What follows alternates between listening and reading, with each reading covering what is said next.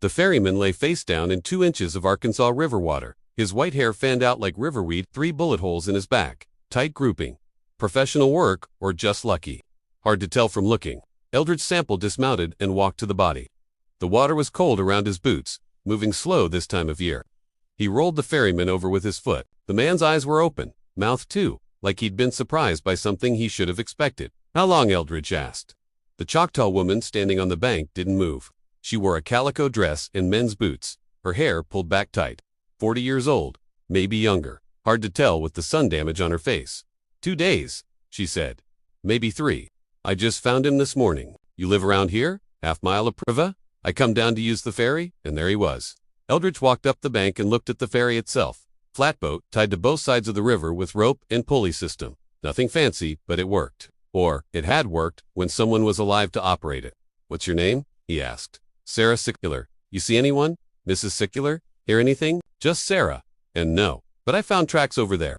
She pointed to the far bank. "Cattle tracks. Maybe 20 head. And horses.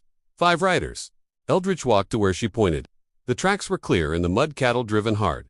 Horses moving alongside them. The riders had crossed here 3 days ago, if Sarah was right about when the ferryman died. "You see the riders?" he asked. "I did. 3 days back. I was fishing upstream. Saw them cross with the cattle, would describe them as Sarah came over and knelt by the tracks, pointing with a stick. One man wore a white hat, cavalry style. He did most of the talking, telling the ferryman to hurry up.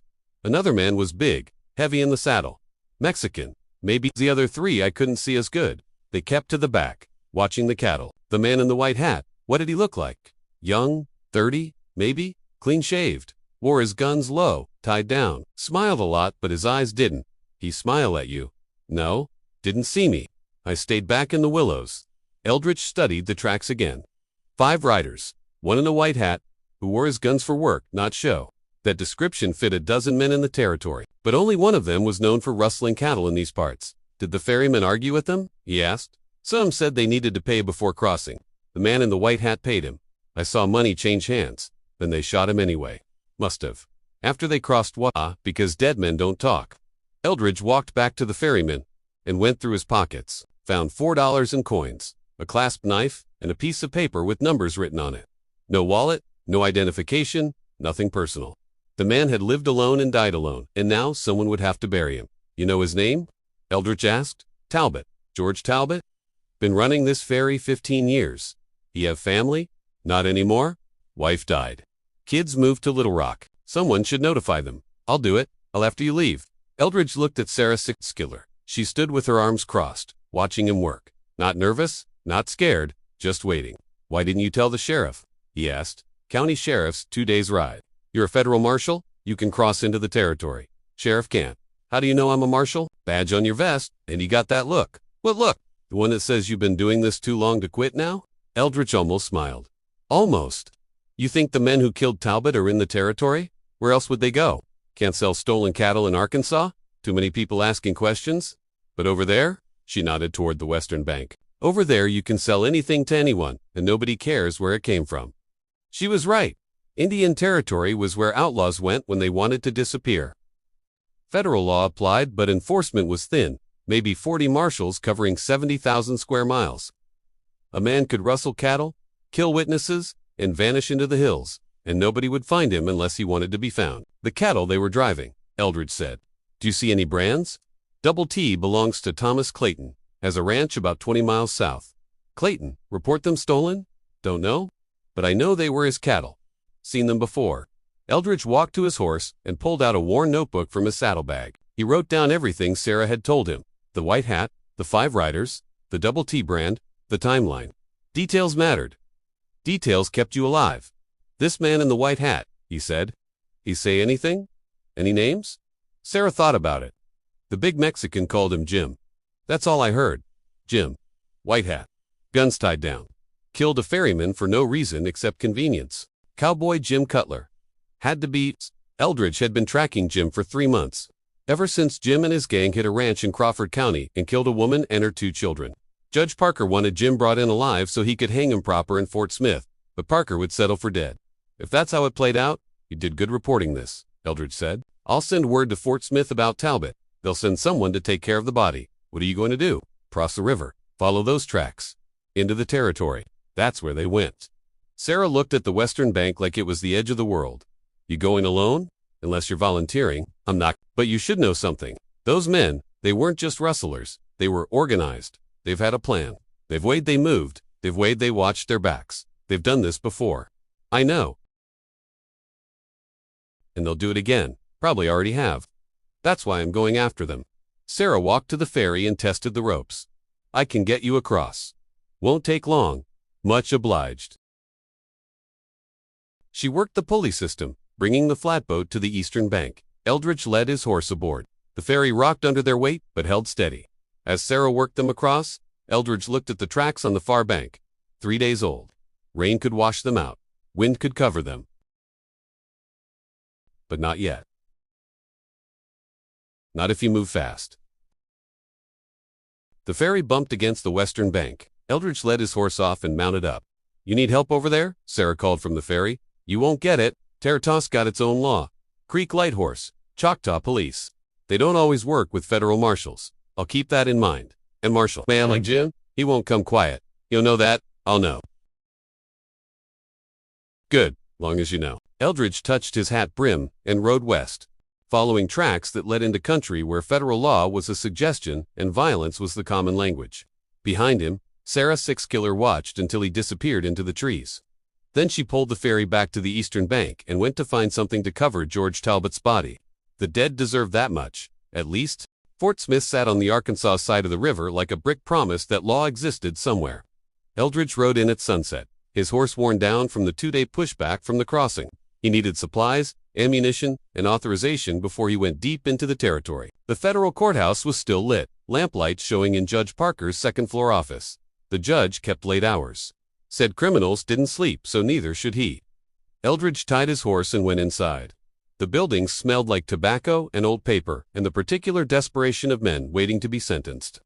A clerk sat at a desk in the hallway, writing by candlelight. Judge expecting you, the clerk asked. No, but he'll see me. Says who? Eldridge pulled out his badge. Says this. The clerk looked at the badge, then at Eldridge's face. Whatever he saw there made him stand up and knock on the judge's door.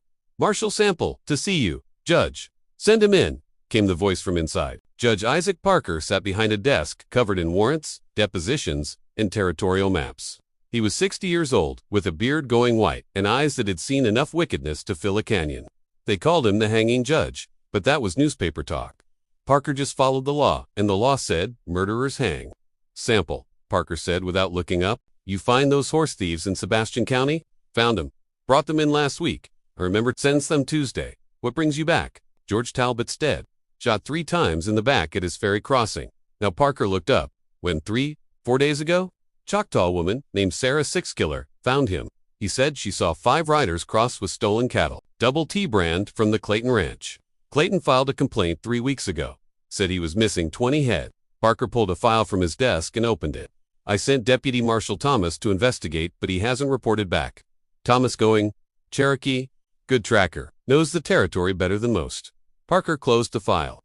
You think these are the same cattle? 20 head, Double T brand, right timeline. Has to be. Who's running them? Witness described one man wearing a white cavalry hat, clean-shaved, guns tied down, called him Jim. Sparka set down his pen. Cowboy Jim. That's my guess. Son of a bitch. I've had paper on him for 8 months. Every time we get close, he disappears. He's not disappearing. He's killing witnesses and covering his trail. Parker stood and walked to the window. Outside, the town was settling into night saloons lighting up. Horses being stabbed, men looking for whatever trouble they could afford. You know what Jim's done? Parker asked. Some. Rustling, mostly. Few killings. 12 killings that we know about. Probably more, we don't. Parker turned back. Started 5 years ago, down in Texas. Rode with a gang, robbing stages. Got caught. Spent 2 years in Huntsville. When he got out, he came north to the territory. Figured federal jurisdiction was spread too thin to bother him. He figured right? For a while. But he got greedy. Started hitting bigger targets. Last spring, he rustled 100 head from a Chickasaw rancher. Killed the rancher's 2 sons when they tried to stop him. Summer, he hit a settlement near McAllister. Burned 3 homes. Killed a family. Man, woman, 2 children under 10. Eldridge felt something cold settle in his chest. Why? Because they saw his face. Because they could identify him, because Jim doesn't leave witnesses. Parker walked back to his desk. I sent 2 deputy marshals after him in June. Found them both dead in a ravine. Who were they? Heck Thomas and Bill Tillman. Good men, experienced. Parker sat down heavily. Jim ambushed them, left their bodies for the crows, and disappeared into the Kiamichi Mountains. He's still there? Somewhere. Territories, 70,000 square miles of hills and rivers and places a man can hide. We've got 40 marshals to cover it all. Do the math. Eldridge did the math. It didn't add up to much law. What do you know about Jim's gang? He asked. Parker pulled out another file, thicker than the first. He rides with anywhere from 6 to 15 men. Changes regularly. Some stay, some leave, some get killed. But there's a core group. Amos Teeter, his second. Big man, good with a rifle. Then there's Diego Cruz, Mexican, fast with a pistol. And the Yates brothers, Clement and Walker. Tennessee boys who rode with Quantrill during the war. What about the white hat? That real or just witness mistake? It's real. Jim wears it everywhere. Says it belonged to his father, who was a cavalry officer. Died at Shiloh or Gettysburg, depending on which story Jim's telling. The hat's his signature. Witnesses see it from a distance and know it's him. That's arrogant. That's Jim. He wants people to know who did it. Wants the reputation? Parker opened the file and showed Eldridge a sketch. This is from a witness in Texas. Best drawing we have. The sketch showed a young man with a sharp jaw and dark eyes. Handsome in a hard way. The kind of face women remembered and men didn't trust. How old is he? Eldridge asked. 28? Maybe 30. Started young and got good at it. What's he want? Money? Reputation? To prove he's smarter than the law. Parker closed the file. Some men steal because they're desperate. Jim steals because he can. Because he likes it. Because it makes him feel important. Eldridge studied the sketch, memorizing the face. Where's he selling the cattle? Good question. Could be Texas, could be Kansas. He's got connections somewhere. Someone buying stolen livestock and not asking questions. We just don't know who. Find the buyer. Find Jim. We've tried, but every time we get close to a name, the witness turns up dead or disappears, or suddenly can't remember anything. So we do it different. Follow the cattle instead of chasing Jim. Track him into the territory. Find where he's holding the stock. Watch it. See who comes to buy. Eldridge folded his arms. He's got to sell them sometime. When he does, we take him. Parker thought about it. That's weeks of watching, maybe months. You prepared for that? I'm prepared for whatever it takes. You'd need help. Can't watch a herd and track a gang alone. You mentioned Deputy Thomas. The Cherokee? He's still in the territory? Far as I know. Last report had him, near Tahlequah, investigating a whiskey runner. Parker wrote something on a piece of paper and handed it to Eldridge. That's where to find him. You want him for backup? You'll have to ask him yourself. Crick Lighthorse? Don't take orders from us. Just work with us when it suits him. He any good? He's alive? In the territory. That means he's good. Eldridge took the paper and put it in his pocket. I'll need supplies. Ammunition, rations, and a fresh horse. Mine's used up. See the quartermaster in the morning? Tell him I authorized it. Parker stood and offered his hand. I want Jim alive? Sample. Want to hang him proper in front of a crowd? Want people to see that federal law reaches into the territory? And if alive's not possible, then bring me proof he's dead. Proof I can show. Otherwise people will think he's still out there and we're still scared of him. They shook. Parker's grip was strong. The handshake of a man who still believed in things like justice and consequence. One more thing, Parker said. Jim knows we're after him. Knows every marshal in the district by reputation, if not by face. He'll be ready for you. Good, Eldridge said. I'm ready for him too. He left the courthouse and walked to the rooming house where he kept a cot when he was in Fort Smith. The landlady had saved him some stew and bread. He ate without tasting it. Thinking about a man in a white hat who killed witnesses and left bodies for scavengers. Tomorrow, he'd get supplies and ride to Tahlequah. Find this Cherokee deputy. Then they'd cross into the territory proper and start hunting. Cowboy Jim had been loosed for too long. Time to bring him in or put him down. Either way was fine with Eldridge. Tahlequah sat in the middle of Cherokee land like it had always been there, and always would be. Wood buildings mixed with traditional Cherokee homes, horses tied outside the council house, people speaking English and Cherokee, and sometimes both in the same sentence, with black hair worn long under a flat-brimmed hat. He wore a deputy-S badge pinned to a buckskin vest and carried a Winchester like it was part of his arm. You, Thomas Goinsnake? Eldridge asked. Thomas looked up, his eyes taking in Eldridge's badge, his trail dust, the way he sat his horse. I am Marshal Sample. Judge Parker sent me. Need to talk? About what, Cowboy Jim? Thomas finished, checking the girth and straightened. Let's walk. They led their horses away from the trading post. out of earshot of the men lounging on the porch.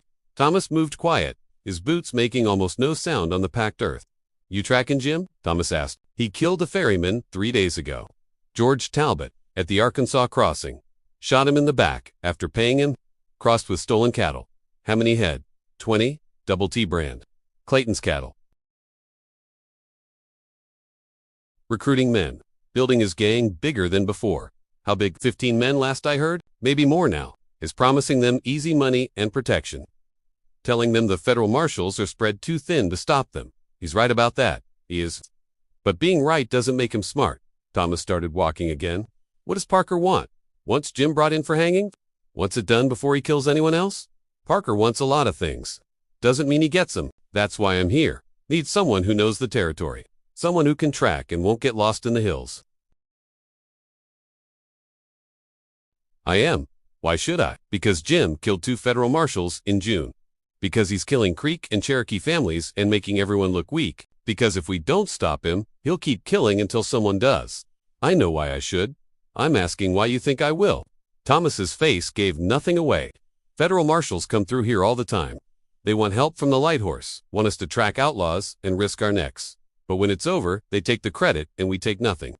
I'm not asking for credit. I'm asking for help. It's the same thing. Jim's in Cherokee and Creekland. That makes it your problem as much as mine. We can work together or work separate, but either way he needs stopping." Thomas was quiet for a long moment, watching Eldridge's face.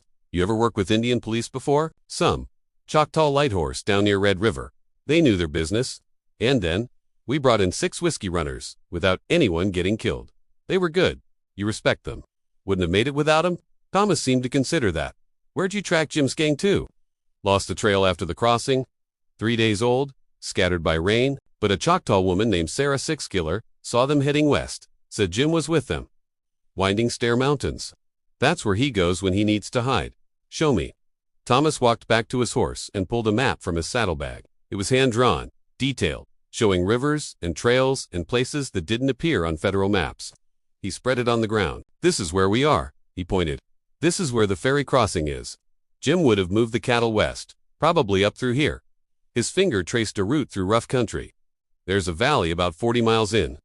Good grass, water, hidden from the main trails. That's where he holds stolen livestock before moving them. You've been there?" "Twice. First time was empty. Second time, I found evidence: campfires, tracks, cattle droppings, but no cattle and no men." "How long ago? Month? Maybe 6 weeks? He could be back there now." "Could be. Or he could be somewhere else. Jim moves around, never stays one place long." Thomas rolled up the map. "If we go after him, we need to understand something first." "What's that?" "In the territory, there's federal law and there's tribal law. Sometimes they work together. If we find Jim on Cherokee land, the Cherokee Council might want to handle it their way, which is quick trial, quick execution, no federal courthouse, no judge, no waiting. Parker wants him alive. Parker's not Cherokee." Thomas put the map away. "I'm telling you how it is. You need to be ready for that." Eldridge thought about it. Parker wanted Jim alive for a public hanging, wanted to make an example, show that federal law reached into the territory. But if the Cherokee wanted their own justice, that was different. That was complicated. "We'll handle that when we get there," Eldridge said. "No, we handle it now. I need to know you won't try to stop Cherokee law. If that's what the council decides. I follow Judge Parker's orders, and I follow Cherokee law. So we've got a problem." They stood there, 2 men with badges representing different authorities, neither one willing to back down. A wagon rattled past. Someone called out in Cherokee. A dog barked. "How about this?" Eldridge said. "We find Jim together. We bring him in together. When the time comes to decide what happens to him, we talk to both Parker and the Cherokee Council. Let them work it out. And if they can't work it out, then we decide based on where we catch him. Cherokee land, Cherokee law. Federal land, federal law." Thomas thought about it. "And if we catch him on Creek land, then the Creek decide. You'd accept that?" "Accept tribal law, even if it means Jim doesn't hang in Fort Smith. I'd accept justice getting done. Don't much care who does it, as long as it happens." Thomas studied him for another long moment. Then he held out his hand. "All right, we ride together, but I lead when we're in Cherokee territory. You don't know the land, and you don't know the people. You follow my lead, or you'll get us both killed." They shook. Thomas's grip was strong, calloused from work and riding. "When do we leave?" Thomas asked. "Soon as you're ready." I'm ready now. Just need to tell my wife I'm going. You're married. For years. She's used to me leaving. Thomas untied his horse. There's a trading post. 3 miles west. Man named Isaiah runs it. He sees everything that moves through here. If Jim's been around, Isaiah will know. We'll talk to him first. We do. Then we head into the winding stairs and see what we find. They mounted up and rode west through Cherokee land. The afternoon was clear and hot, the kind of day where distances looked closer than they were. Eldridge watched Thomas ride easy in the saddle, eyes always moving, reading the land like a language. Judge Parker says Jim's got 15 men, Eldridge said. That true? Last I heard, but numbers change. Some ride with him for one job, then leave. Some stay longer. The core group is maybe 6 or 7. The rest are hangers-on, looking for easy money. Any of them dangerous? All of them are dangerous. You don't ride with Jim unless you're willing to kill. But some are more dangerous than others. Thomas pointed ahead to where smoke rose from a chimney. That's Isaiah's place. Let me do the talking first. He's Cherokee, and he's careful. Won't open up to a white federal marshal unless I vouch for you. Fair enough. They rode up to the trading post. It was a solid log building with a porch and a corral out back. A sign above the door read, Isaiah's Trading Post. Fair prices, no credit. Thomas dismounted and tied his horse. Eldridge did the same. One more thing, Thomas said. In the territory, information costs money. Isaiah won't talk for free. You prepared to pay? How much? Depends on what he knows. Could be $5, could be 20. Parker authorized expenses. Then let's see what we can buy. They went inside, where a Cherokee man in his 50s stood behind a counter, weighing tobacco on a scale. He looked up, saw Thomas, and nodded. Thomas, going, snake. Been a while. It has? Isaiah, this is Marshal Sample from Fort Smith. We're looking for information. Isaiah looked at Eldridge, then back at Thomas. What kind of information? The kind about Cowboy Jim? Isaiah's face changed. Just slightly. A tightening around the eyes. That's expansive information. How expansive? Depends on what you want to know. Thomas leaned against the counter. We want to know everything. Where he's been, where he's going, who's riding with him, everything. Isaiah set down the tobacco. That'll cost you $20. Gold, not paper. Eldridge pulled out a double eagle and set it on the counter. Start talking. Isaiah pocketed the gold coin and walked to the door, looked both ways, then closed it. He pulled down the shade on the window. Jim came through here 8 days ago, Isaiah said. Had 6 men with him. They bought supplies, ammunition, dried beef, whiskey, paid cash. Which direction did they go? Thomas asked. West toward the Kiamichi. But that's not the interesting part. Isaiah pulled out a ledger and opened it. 3 days before Jim came through, a white family stopped here. Name was Henderson. Homesteaders looking to start a farm near the Canadian River. Nice people. Young couple. 2 kids. What happened to them? Eldridge asked. That's what you're paying to find out. Isaiah ran his finger down the ledger. They bought seed, tools, some food. Said they had a claim 5 miles west of here. I told them to be careful, that there were bad men in the territory. The husband said he could handle himself. Had a rifle and knew how to use it. But he couldn't handle Jim. Nobody can handle Jim when Jim decides to make trouble. Isaiah closed the ledger. 2 days ago, a Creek boy came in here. Said he found a burned cabin near the Canadian set. There were bodies inside. Thomas straightened. You see this yourself? No, but the boy wasn't lying. He was scared. Really scared. Said he was checking his father's trap lines and smelled smoke. Went to look and found the cabin burned to the ground. How many bodies? He didn't say. Just said there were bodies, and he ran. Where's this cabin? Eldridge asked. Isaiah walked to a map on the wall. Territorial survey from 10 years ago, but still mostly accurate. He pointed to a spot near the Canadian River. Here, about 12 miles southwest. You follow the creek that runs behind my place. Stay with it for 8 miles. Then cut south through a pine forest. You'll come out at the Henderson claim. You'll know for certain it's the Henderson place. Thomas asked. Creek boy described it. Small cabin, new built, corral half finished. That's the Hendersons. They were just starting out. Eldridge looked at the map, memorizing the route. Jim, kill them. Don't know for certain. But Jim came through here going west. Henderson's had a claim west of here. Cabin burns 3 days later. Isaiah shrugged. Maybe it's coincidence. It's not coincidence, Thomas said. No, it's not. Isaiah walked back to the counter. There's more. Jim's been recruiting, telling men he's got a big job coming. Something that'll pay better than anything they've done before. What kind of job? He didn't say. But he's looking for men who can ride hard and shoot straight. Offering $50 a man, plus a share of the take. Eldridge did the math. $50 was 2 months' wages for a ranch hand. Whatever Jim was planning, it had to be worth thousands. How many men has he recruited? He asked. At least 8 that I know of. Could be more. He's been hitting trading posts all through the territory, spreading the word. Isaiah lit a cigarette. You want my advice? Don't go after Jim with just the two of you. Get more men. Get the army if you can. Army won't cross into the territory unless there's an uprising, Eldridge said. Then get more marshals. Get Lighthorse. Get someone. Isaiah exhaled smoke. Jim's got 15 men now, maybe more. And they're not farm boys playing outlaw. They're killers. You two ride in alone. You won't ride out. Thomas looked at Eldridge. He's right. We need help. Where do we get it? There's a creek town about 20 miles south of Moggy. They've got Lighthorse police. Good men. If we tell them Jim killed a family on creek land, they'll want in. That's 3 days of riding. 3 more days Jim has to move. 3 days to stay alive versus dying tomorrow. I'll take the extra time. Eldridge thought about it. Isaiah and Thomas were both right going. After 15 men with just the two of them was suicide. But every day they waited was another day Jim could kill someone else or disappear deeper into the territory. We checked the Henderson place first, Eldridge said. Confirmed they're dead. Then we ride to Ekmelgy and get help. And if we find Jim at the Henderson place? Thomas asked. Then we improvise. They thanked Isaiah and left. The sun was past noon now, the heat building. They followed the creek behind the trading post, letting the horses drink before pushing west. The country got rougher as they rode more trees, more hills, the kind of terrain where a man could hide an army. Thomas rode ahead, reading sign that Eldridge couldn't see. Twice he stopped to examine tracks or broken branches, then moved on without comment. After 8 miles they turned south into pine forest. The trees grew thick here, blocking the sun, making the air cooler.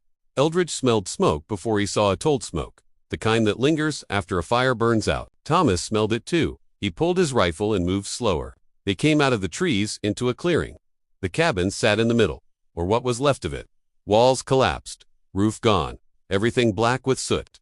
The corral fence was half built like Isaiah said, tools scattered in the dirt. A wagon sat nearby, also burned. No movement, no sound except wind through the trees. Stay here, Thomas said. He dismounted and walked toward the cabin, rifle ready.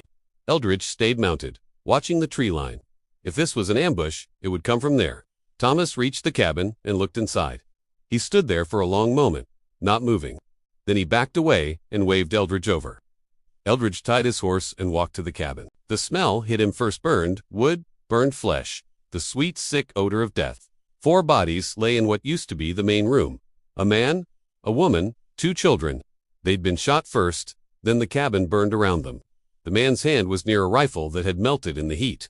Henderson tried, Thomas said quietly. See how he fell? He was moving toward the door, trying to protect his family. Didn't work? Never does. Not against Jim. Eldridge walked around the cabin, looking for anything useful. Found spent shell casings, different calibers, multiple shooters. Found boot prints in the dirt, lots of them, at least 6 men, maybe more. They surrounded the cabin, he said, shot through the windows. Henderson probably got off 1, maybe 2 shots before they killed him. Then they burned it to hide the evidence. And to send a message. What message? That no one's safe? That Jim can do whatever he wants. Eldridge picked up a shell casing. This is .44 caliber. Could be from anyone's gun. Thomas was examining the corral. Horses are gone. 3 of them. Looks like Jim took them. He'd take anything else? Hard to tell. Everything's burned. But if Henderson had money or supplies, Jim would have taken those too. Eldridge walked to the wagon. It had been emptied before being burned. No tools, no food, nothing useful. Whoever did this was thorough. We need to bury them, Thomas said. No time. We need to keep moving. We make time. Henderson was trying to make a life here. Him and his family. They deserve better than being left for scavengers. Jim's getting farther away every minute we waste. It's not wasted. Thomas was already looking for something to dig with. You want Creek help? You show them we respect the dead. All dead. Not just the ones who look like us. Eldridge understood. In the territory, respect mattered.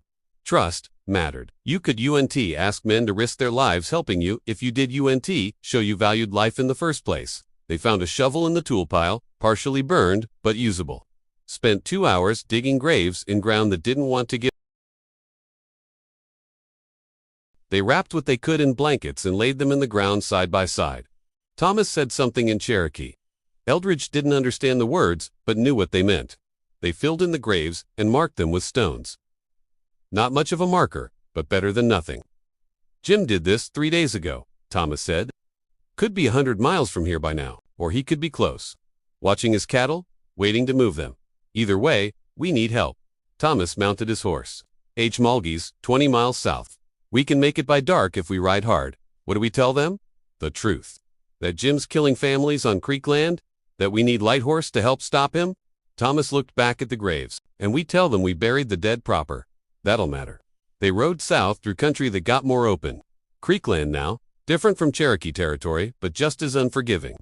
Eldridge thought about the Henderson family, young couple trying to start over, kids who'd never get the chance to grow up. Killed for what? Some horses? Some supplies? Because Jim wanted to make sure there were no witnesses. Maybe all of that? Maybe none of it. Maybe Jim just killed because he could. Either way, Jim had made it personal now. This wasn't just about bringing in an outlaw. This was about stopping a man who burned families alive. Eldridge would stop him, one way or another. The territory was big, but not big enough to hide forever. They reached Mulgey after dark, horses lathered and blowing the creek. Town was bigger than Eldridge expected, maybe 200 buildings. A council house with a tin roof, streets laid out in a grid, lamplight showed in windows. Smoke rose from chimneys. Thomas led them to a building on the main street. A sign above the door read, Creek Nation Lighthorse, Captain Samuel Checote. Inside, 3 men sat around a table playing cards. They looked up when Thomas and Eldridge entered. One was older, 50 maybe, with gray hair and sergeant's stripes sewn to his shirt. The other 2 were younger, hard-faced men who wore their guns like they knew how to use them. Thomas, going snake, the older man said. He didn't stand. You're a long way from Cherokee land. I am, Samuel. Need to talk to you about Cowboy Jim. Samuel set down his cards. What about him? He killed a white family 3 days ago? Homesteaders named Henderson? Burned their cabin with them inside.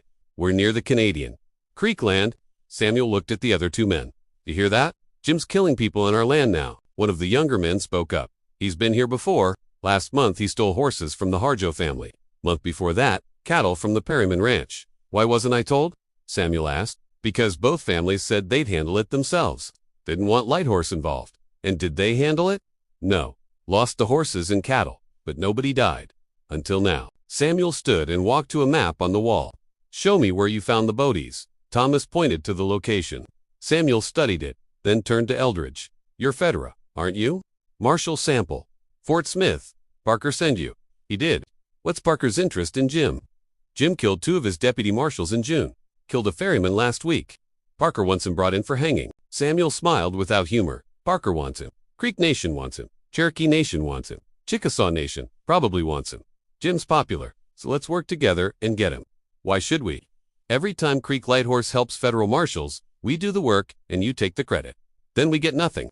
This isn't about credit, Eldridge said. This is about stopping Jim before he kills anyone else. It's easy for you to say. You don't live here? When this is over, you'll ride back to Fort Smith and we'll still be here cleaning up the mess.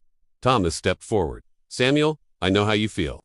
But Jim's not just a federal problem anymore. He's burning families on Creek land. You let that go, people will say Creek Lighthorse is scared of him. People already say that. Then prove them wrong. Ride with us. Help bring Jim in. Samuel looked at Thomas, then at Eldridge, then at his 2 men. How many is Jim running with now? 15 men, Eldridge said. Maybe more. And you want to go after 15 men with, what? The 4 of us? We need more. That's why we're here. How many Lighthorse can you spare? Spare. We're not the army. Marshal, I've got 6 men total. 2 are out on patrol. 1's sick. That leaves 3 of me and these 2. 3's better than none. 3's as suiciding as 15. One of the younger Lighthorse officers spoke up. Captain, if Jim thinks he can kill people on Creek land and we do nothing, he'll keep doing it. We have to respond. I know what we have to do. Billy, I'm trying to figure out how to do it without getting us all killed. We don't go straight at him, Thomas said. We track him, find his camp, watch it learn his patterns. Then we hit him when he's vulnerable. When's that? When? He's moving the cattle, when his men are spread out, when he doesn't expect it. Samuel walked back to the table and sat down. Jim's been holding stolen cattle in a valley near the Winding Stair Mountains.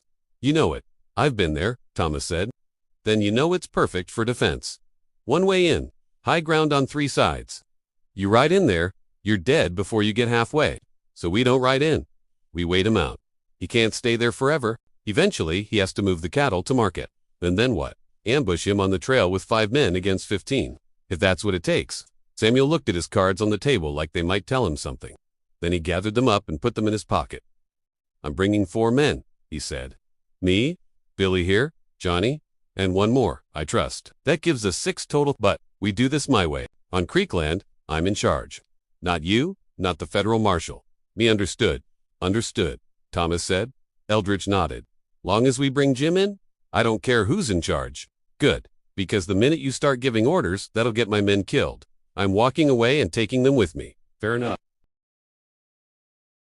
Samuel stood. We leave at first light. Billy, go get James and tell him we're riding. Johnny, get supplies, ammunition, rations for a week, extra rope. We're going to need it. The 2 men left. Samuel looked at Thomas and Eldridge. There's a boarding house 2 streets over. Woman named Martha runs it. Tell her I sent you. She'll give you a room and food. Much obliged, Thomas said. Don't thank me yet. We might all be dead in a week. Might be, but at least we'll go down fighting. Samuel almost smiled. Cherokee always were crazy. Get some rest. We've got a long ride tomorrow. They left and found the boarding house. Martha was a Creek woman in her 60s who took one look at them and knew they were lawmen. Samuel, sending you? She asked. He is. Then you're going after someone bad. Samuel doesn't ask for help unless it's serious. She led them to a back room with 2 cots. Supper's in an hour. Stew and cornbread. You can wash up at the pump outside. After she left, Thomas sat on one of the cots and pulled off his boots. Samuel's good. Knows the country, knows how to fight. But he's careful. Won't take risks unless he has to. Is that a problem? Eldridge asked. Depends. Jim's not careful. Jim's reckless. Sometimes careful loses to reckless, because careful thinks too much. And sometimes reckless gets you killed.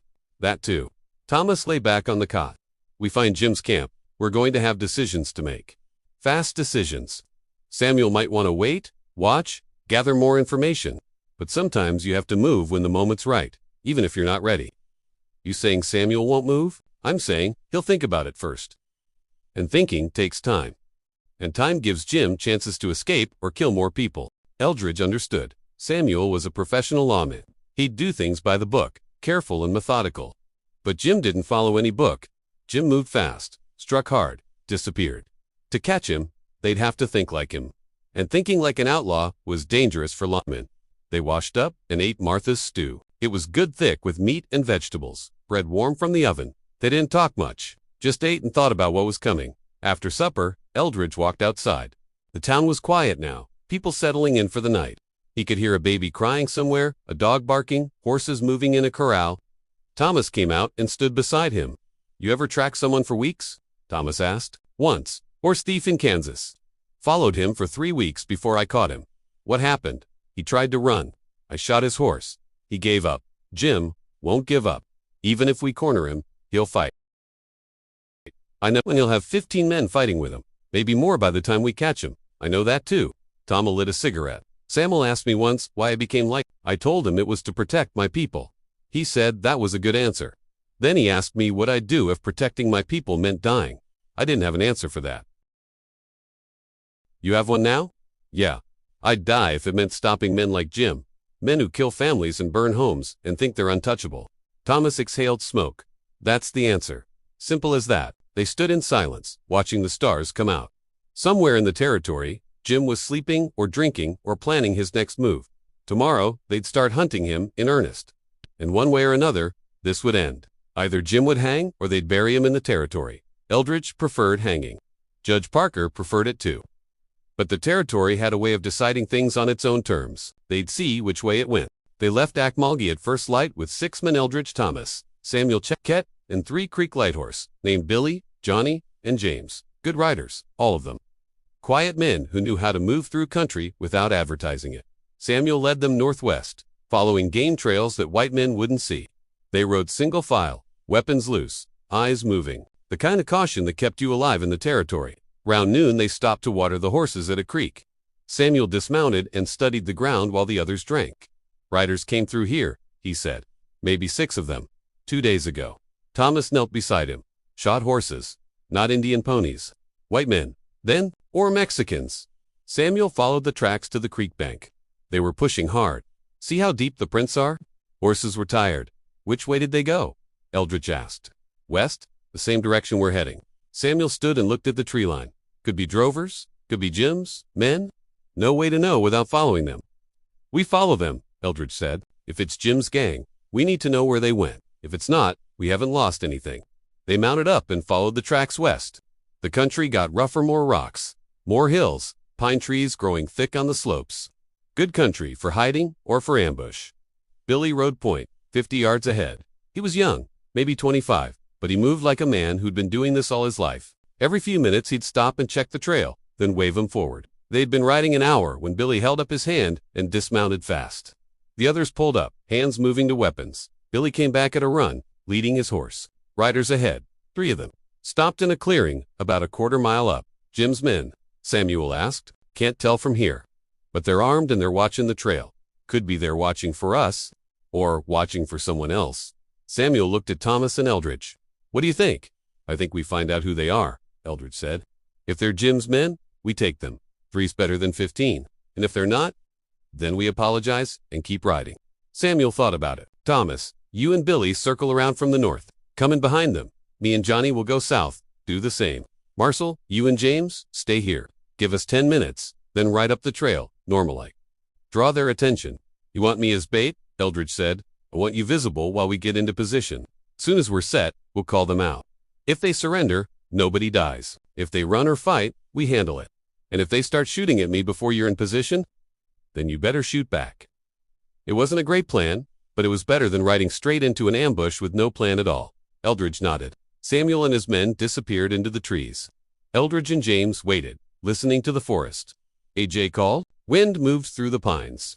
The horses stamped and swished their tails. You been doing this long? James asked. He was older than Billy, maybe 40, with a scar across his cheek and calm eyes. 8 years, Eldridge said. Like it? Some days more than others. Today, one of the good days, or bad days. Ask me tonight. James smiled. Fair enough. They waited. Eldridge counted to 600. Figured that was close enough to 10 minutes. He and James mounted up and rode forward. Not fast, not slow. Just 2 men on a trail. The clearing opened up ahead. Eldridge could see 3 horses tied to trees. 3 men sitting around a small fire, coffee pot heating on the coals. They looked up when Eldridge and James rode into view. All 3 reached for their guns. Easy, Eldridge called out. He kept his hands visible, away from his pistol. Just passing through. The men didn't relax. One of them stood tall, thin, wearing a battered hat. This is private property. Didn't see any signs. Seeing it now. Turn around and ride back the way you came. Can't do that. We're federal marshals tracking outlaws. Need to ask you some questions. That changed things. The 3 men spread out, hands staying near their guns. The tall one spat into the fire. We ain't seen no outlaws. Didn't say you did. Just said we need to ask questions. Well, we got no answers. So move along. From the trees behind them, Samuel's voice called out, Nobody move. You're surrounded. The 3 men spun around, looking for the voice. Samuel and Johnny stepped out from the south side, rifles aimed. Thomas and Billy appeared from the north, also armed. The tall man's hand moved toward his gun. Don't, Eldridge said. He'd drawn his pistol without the man noticing. You pull that weapon, you'll be dead before it clears leather. The man froze. So did his companions. Drop your gun belts, Samuel ordered. Slow. Use your left hands. The tall man looked at his friends, calculating odds. 6 lawmen against 3 outlaws. His friends were young, scared, not professional. They wouldn't last 5 seconds in a real fight. Do what he says, the tall man said. They unbuckled their gun belts and let them drop. Billy and Johnny moved in, kicked the guns away, started tying hands with rope. Samuel walked up to the tall man. What's your name? None of your business. That's a long name. Your mama must have hated you. Samuel pulled a wanted poster from his pocket and compared it to the man's face. Your Amos Teeter. Jean Cutler Sagoon. Been riding with him 2 years. Teeter didn't answer. Where's Jim? Samuel asked. Don't know? You're riding with stolen horse SC the Brands. They're from the Clayton Ranch. Same ranch Jim hit last week. So either you stole them yourself or Jim gave them to you. Which is it? I bought these horses legal. Friend Hootman in Texas. Didn't get his name? Samuel hit him. Not hard, just a quick jab to the stomach that doubled Teeter over. Let's try again. Where's Jim? Teeter straightened up, gasping. Go to hell. Samuel raised his fist again, but Thomas stopped him. Thomas walked over and looked at the other 2 prisoners.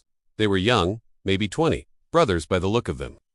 Scared kids who'd made bad choices. You 2 got names? Thomas asked. The older one spoke up. Billy Potts. This is my brother Eugene. Billy and Eugene. You boys want to die today? No, sir. Then tell me where Jim Cutler is. Billy looked at Teeter, who glared at him. Billy looked back at Thomas. He'll kill us if we talk. He's not going to get the chance. We're taking you in. Question is whether you go in alive or dead. Thomas squatted down, so he was eye level with Billy. You ever been to Fort Smith? No, sir. They've got a hanging tree there. Judge Parker uses it regular. Hangs men who kill and steal and won't cooperate with the law. You want to hang, Billy? No, sir. Then tell me where Jim is. Billy's face was white. He looked at his brother, then at Teeter, then at Thomas. He's got a camp in the mountains, about 20 miles west of here. There's a valley with a creek running through it. That's where he holds the cattle.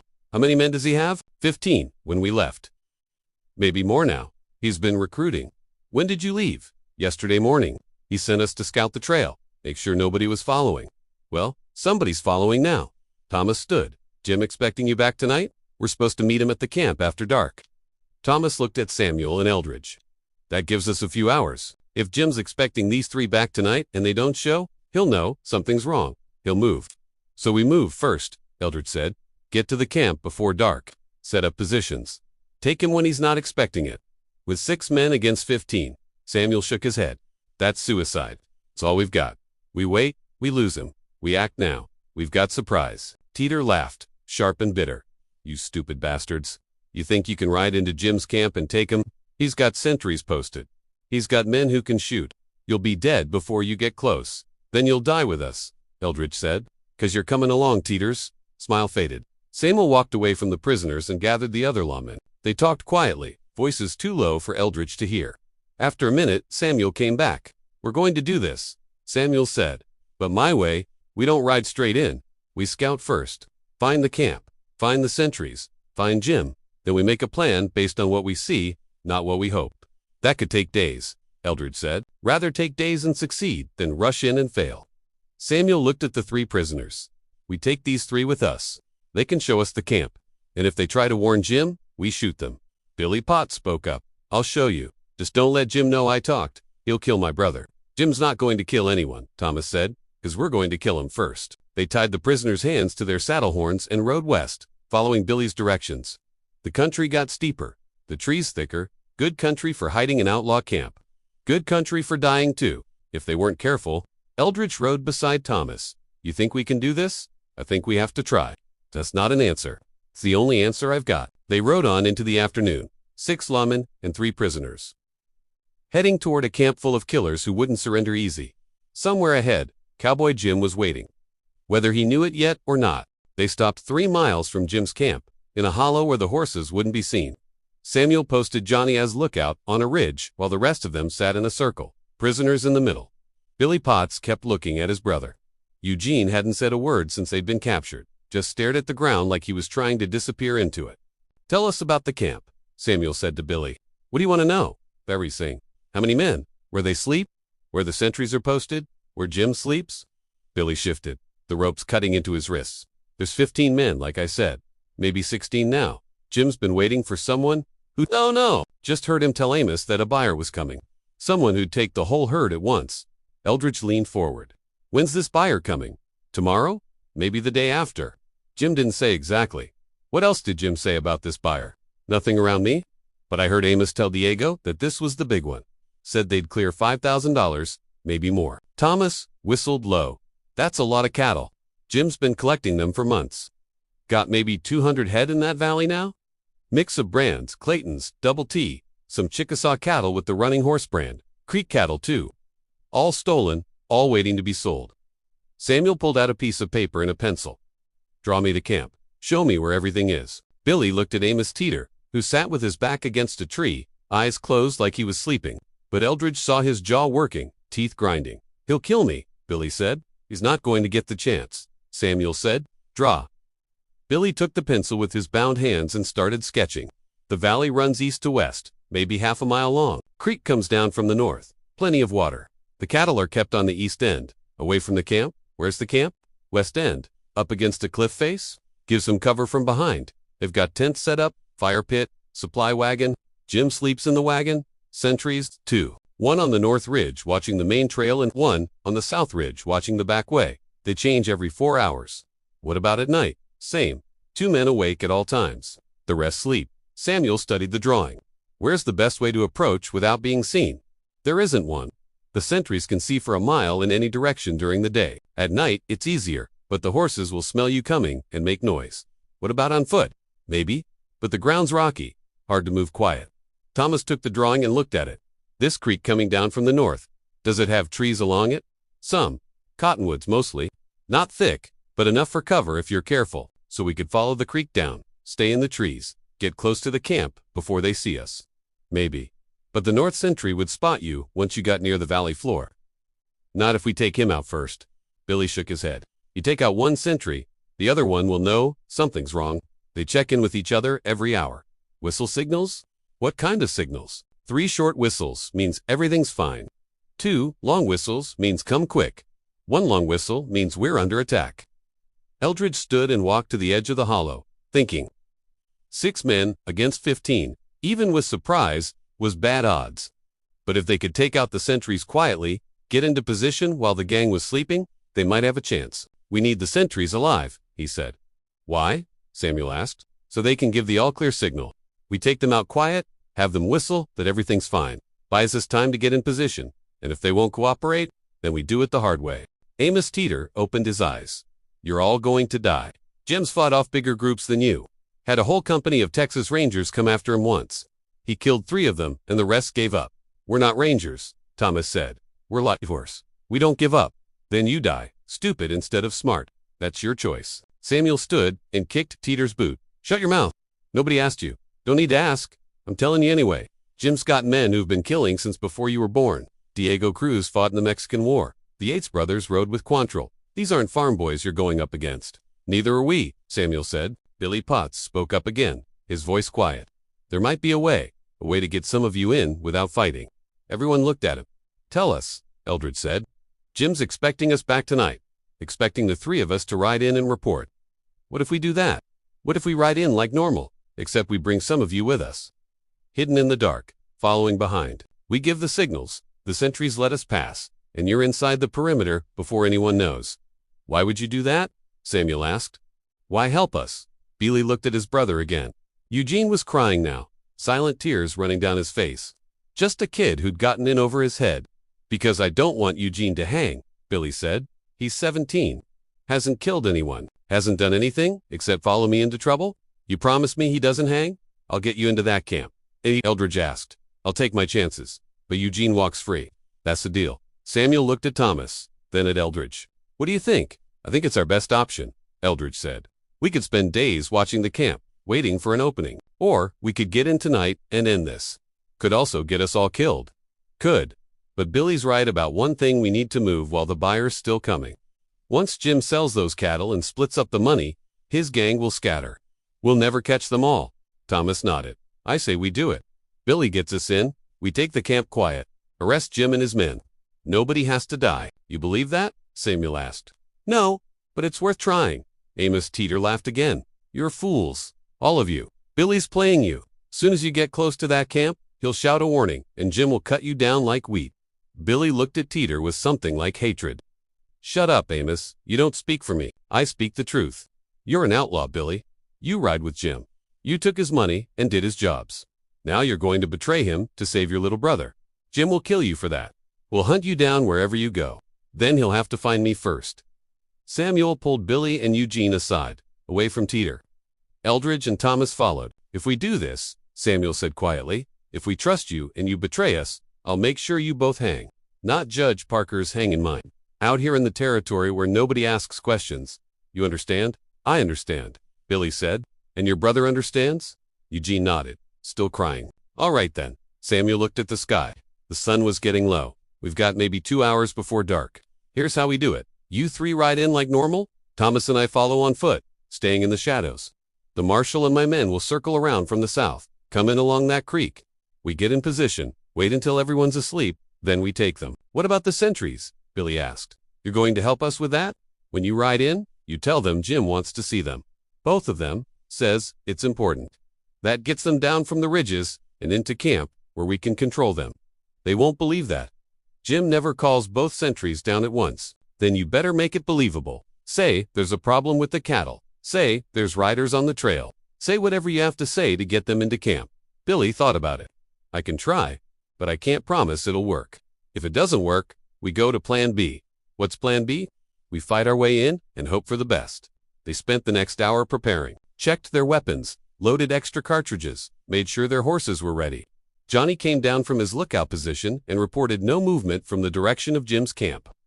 As the sun touched the horizon, Samuel gathered them together one more time. Anybody wants to back out? Now's the time. No shame in it. This is dangerous and it might not work. Nobody moved. All right then, let's go get Cowboy Jim. The sun dropped behind the western ridges and the temperature fell with it. Eldridge checked his pistol for the third time, knowing it was loaded but needing something to do with his hands while they waited. Billy Potts sat on his horse between his brother and Amos Teeter, all three still bound but with enough slack to control their mounts. Billy's face was pale in the dying light. Eugene hadn't stopped crying, just went quiet about it. Samuel Checote walked over to Eldridge and Thomas. Last chance to call this off? You want to call it off? Eldridge asked. I want to go home and sleep in my own bed, but that's not happening tonight. Samuel looked at Billy. You trust him? No, but I trust that he wants his brother to live. That's not the same as trust. It's close enough. Thomas was checking his rifle, running his thumb along the edge of the loading gate. If Billy warns him, we're dead in the first 30 seconds. All of us. I know, Eldridge said. And you're still willing to try this? You got a better idea? Thomas didn't answer. Nobody did. Samuel gathered his men, Johnny, Billy, and James. Here's how it works. Billy rides in first with his brother and Teeter. They give the signals, check in with the sentries, make it look normal. Thomas and I follow on foot, staying in the shadows. We'll be maybe 100 yards behind them. How do you stay hidden? Johnny asked. We don't walk the trail. We stay in the rocks to the side. It'll be dark enough they won't see us if we're careful. And if they do see you, then we start shooting and hope the Marshal's group gets there fast. Eldridge spoke up. My group circles south and comes up that creek Billy mentioned. We'll take longer to get in position, but once we're there, we'll have the camp between us. They run our direction. You stop them. They run your direction. We stop them. And if they don't run? James asked. If they dig in and fight, then it's a siege. We wait them out. Could take days, could take hours if they're smart. They're outnumbered, outgunned, and surrounded. Smart move is to surrender. Amos Teeter spoke from his horse. Jim's never surrendered in his life. He won't start tonight. Then he'll die tonight, Thomas said. Maybe, but he'll take some of you with him. Samuel walked over to Teeter and looked up at him. You're awful talkative for a man who's tied up and heading for a hanging. Just telling you what I know. Jim's fought his way out of worse situations than this. Had 30 Texas Rangers corner him in a box canyon once. He killed 5 of them and rode out the back way. You really think 6 Creek Lighthorse and a federal marshal are going to do better? 7. We're 7. My mistake. 7 men. That changes everything. Samuel grabbed Teeter's leg and pulled him off the horse. Teeter hit the ground hard, grunting. Samuel put a boot on his chest. You try to warn them. You make any sound at all when we ride in, I'll shoot you myself. Won't wait for a trial or a judge.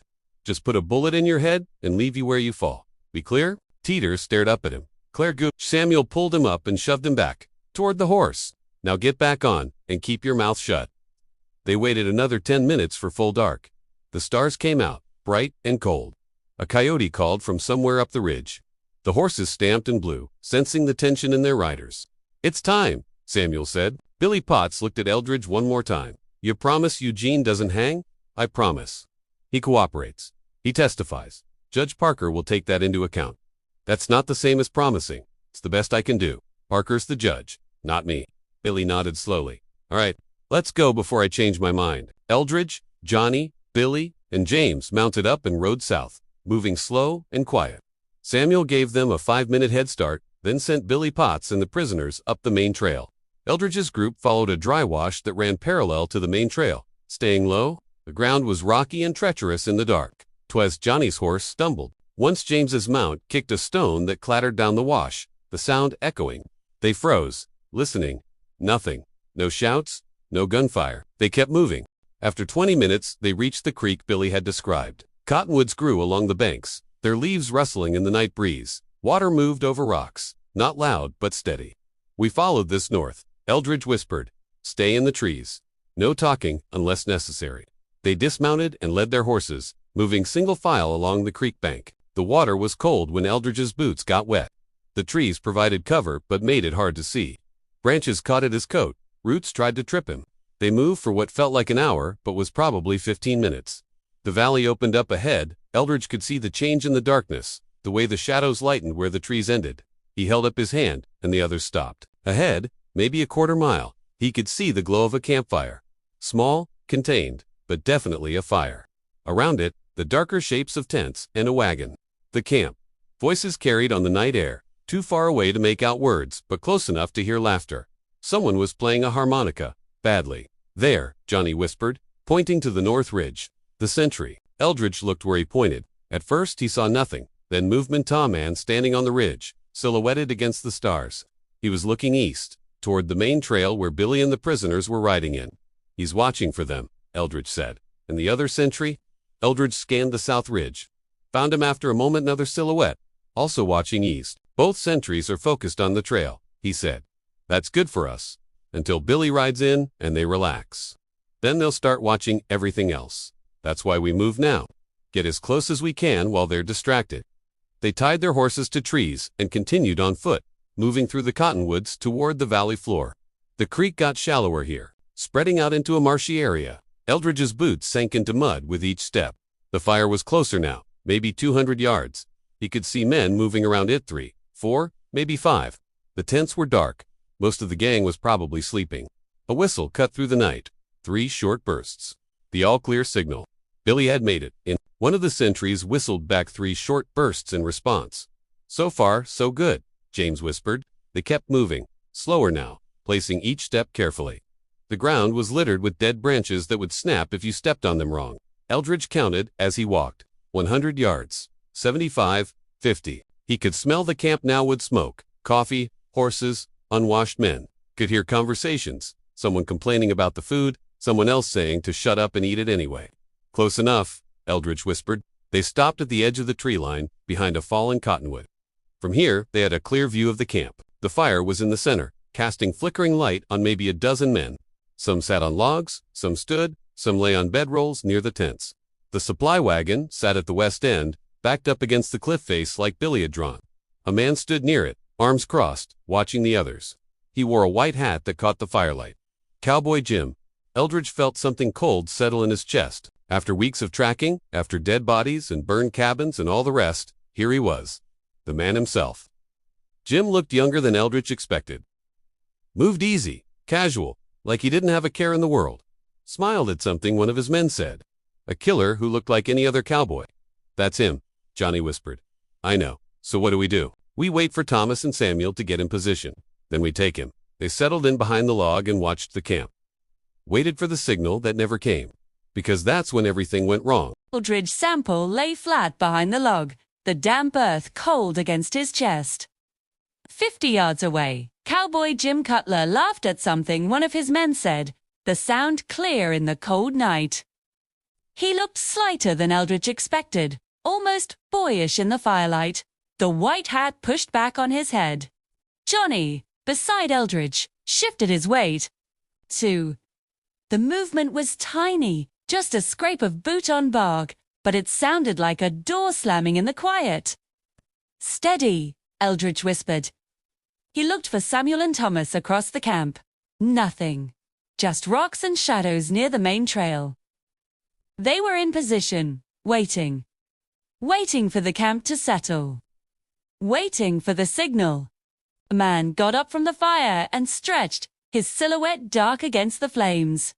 He unbuttoned his trousers and walked away from the light, away from the others, heading straight for the creek bed. Straight for them. Eldridge didn't breathe.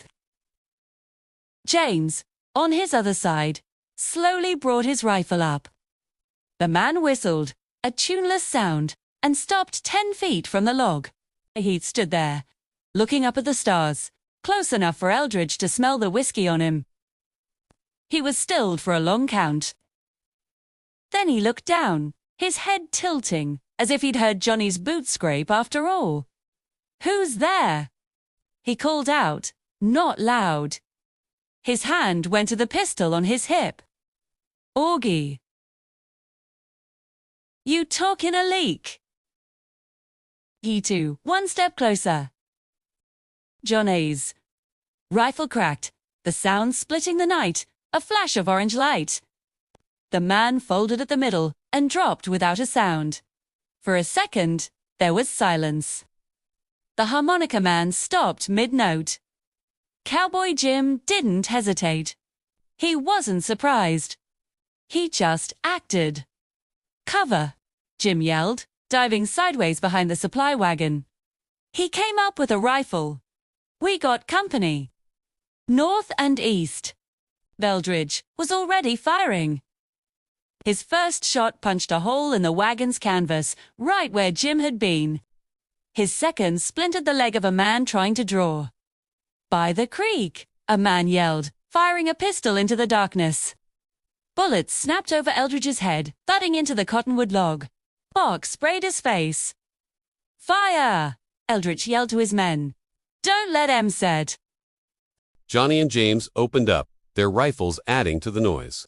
From across the camp, 2 more rifles answered Samuel and Thomas. The trap was sprung. The camp exploded. A man ran straight through the fire, screaming, kicking sparks and embers into the air. A coffee pot flew. Men scrambled for rifles, firing at shadows, at the creek, at the rocks. Horses screamed on the picket line, pulling at their ropes. "Diego, the rocks! Pin him down!" Jim's voice cut through the panic, calm and sharp. "Yates, get on that creek. Flank M." A big man Eldridge recognized from Billy's description. Diego Cruzant. 2 others broke from the firelight and ran for the rocks on Samuel's side. "Tom is," Samuel's voice boomed. "West side, keep him off us." The gunfire became a steady roar. Eldridge saw a movement to his right. 2 men, low to the ground, trying to get into the creek downstream. The Yates brothers. "James, right flank." Eldridge shouted. James shifted, firing 3 times fast. One of the men grunted and went down. The other one jumped behind a boulder, firing back. James ducked as a bullet skipped off the rock in front of him. "Where's Teeter?" Johnny yelled, reloading behind the log. Eldridge looked for the prisoners. In the chaos, he saw them. Eugene Potts was flat on the ground, hands over his head, screaming. His brother Billy was trying to pull him behind a saddle. Amos Teeter was gone. "Don't worry about him," Eldridge said. He sighted on a man firing from behind a tent. He squeezed the trigger. The man fell. "Watch the wagon. Jim's at the wagon." "I see him." Johnny aimed, fired. The bullet whined off the wagon's iron-banded wheel. A shot came from the wagon, high and to the left. Then, another. Jim was firing, but not at them. He was firing at the picket line. He was cutting the horses loose, Eldridge realized. A bullet tore through his sleeve, a hot line of pain, but it just grazed the skin. Don't let him get to the horses. It was too late. A horse screamed, a rope snapped, and the herd was moving. The sound of hoofs churning, mud, animals crashing through the darkness. "They're running!" James yelled. "To the horses?" Jim's voice again. "Grab mounts. We're out." Men started breaking from their cover, running for the stampeding horses, firing as they went. The fight was no longer a siege. It was a rout. "Stop him," Samuel yelled from his side. His rifle fired twice. A man running for a horse pitched forward. Eldridge stood from behind the log. Push in now. They're breaking." He ran forward, firing his pistol at the shadows around the wagon. Johnny and James were right behind him. A man rose up from behind a bedroll, rifle aimed at Eldridge. Before Eldridge could fire, a shot came from his left. The man dropped. Eldridge looked. It was Billy Potts, holding a pistol he'd pulled from a dead man's holster. Eugene was still on the ground, shaking. Billy looked at Eldridge, his face all whites of eyes. "He was going to shoot you. Get your brother." Eldridge yelled, running past him. "Get to the rocks." He reached the wagon. Cowboy Jim was gone. The back of the wagon was empty. "He's gone?" Johnny said, skidding to a stop. "No, he ain't." Eldridge heard it. A horse, moving fast. Not with the main herd. Moving west, up the narrow canyon at the back of the camp. "He's going up the cliff trail," Eldridge yelled to Samuel. "He's heading west. We're pinned." Samuel's voice came back, distant over the last few poppin' shots. "Diego's got us covered. Go." Thomas's voice, closer. "Go, Eldridge. We'll clean this up. Get Jim." Eldridge didn't need to be told twice. "James, Johnny, get our horses. Bring him to the wagon. We're going after him." He reloaded his pistol as he ran. The camp quiet, now except for the groans of a wounded man and the sound of his men crashing through the creek bed to get the mounts. The pursuit was on. Eldridge Sample jammed at the last cartridge into his pistol and holstered it. He heard the splash of horses crossing the creek, moving fast. James and Johnny brought the mounts, their own plus Eldridge's bay, pulling them to a sliding stop by the wagon. "He's up the cliff trail," Eldridge said, grabbing the saddle horn. He swung up, the leather cool through his pants. "The one Billy said was a dead end." "Maybe it ain't," Johnny said, mounting his own horse. He was breathing hard, his face streaked with soot. From the rocks on the east side, a rifle cracked, and then another. "Samuel's still pinned," James said, settling his rifle in the crook of his arm. "We leaving him?" "Thomas is with him," Eldridge said, "and our man is getting away." He listened. The sound of Jim's horse, the metallic clatter of shoes on rock, was already faint. "We go now." He put his heels to the bay and aimed it at the black slit in the rock face. The trail was barely wide enough for one horse, climbing steep. The bay didn't want to take it. Eldridge spurred it hard, and the horse lunged, finding its footing on the loose shale. Johnny and James fell in behind him. The dark was total in the narrow canyon, the walls rising on both sides, blotting out the stars. Eldridge gave the horse its head, trusting it to see better than he could. The only sound was the scrape and clack of their own horses, the heavy, panicked breathing of the animals. "Can't see a damn thing. Marshal," James's voice came from behind. "He can't either," Eldridge said. "He's just running. We keep moving. He can't rest." The bay stumbled, catching itself. Eldridge felt the muscles in its shoulders bunch and strain as it climbed. He leaned forward, tasting dust, his eyes trying to make shapes out of shadows. "What if this is it?" Johnny said. "What if he's just up ahead, waiting for us? One man on the high ground, ... Then, he would have shot by now," Eldridge said. "He's running. He thinks we're the whole party. He just wants out." He heard a sound from above, a single pebble, skittering down the rock face to their left, bouncing off Eldridge's hat brim. He reined in the horses, stopped, blowing. "You hear that?" "He's up there," James whispered. Eldridge stared into the black. "Nothing. Just rock." "He's not on the trail," Eldridge said, realization dawning. "He's off his horse. He's climbing." "We go after him on foot?" Donnie asked. "In this he'd pick us off one by one." Eldridge urged his horse forward again. "Slower. We follow the trail. It has to lead somewhere." He ditched his horse for a reason. "We find the horse, we find where he's going." They moved on, the silence heavy, every scrape of a hoof sounding like an alarm. Back in the camp, the shooting had died to sporadic pops. Samuel Checote pressed his back against the boulder, his ears ringing. "Thomas," he yelled. "Here!" Thomas going. Thank's voice came from 20 yards to his left. "Still got 3, maybe 4, in the rocks above us. Diego's one of them." "Where's the marshal?" Heard him yell about the cliff trail. "Figured he went after Jim." "Figured right." Samuel reloaded his Winchester. "That's him gone. Then, this mess is ours." He looked back at the camp. Bodies lay scattered. He could see Billy Potts trying to drag his brother, Eugene, toward the burned-out fire. "Billy," Samuel shouted. "You and the boy! Stay flat!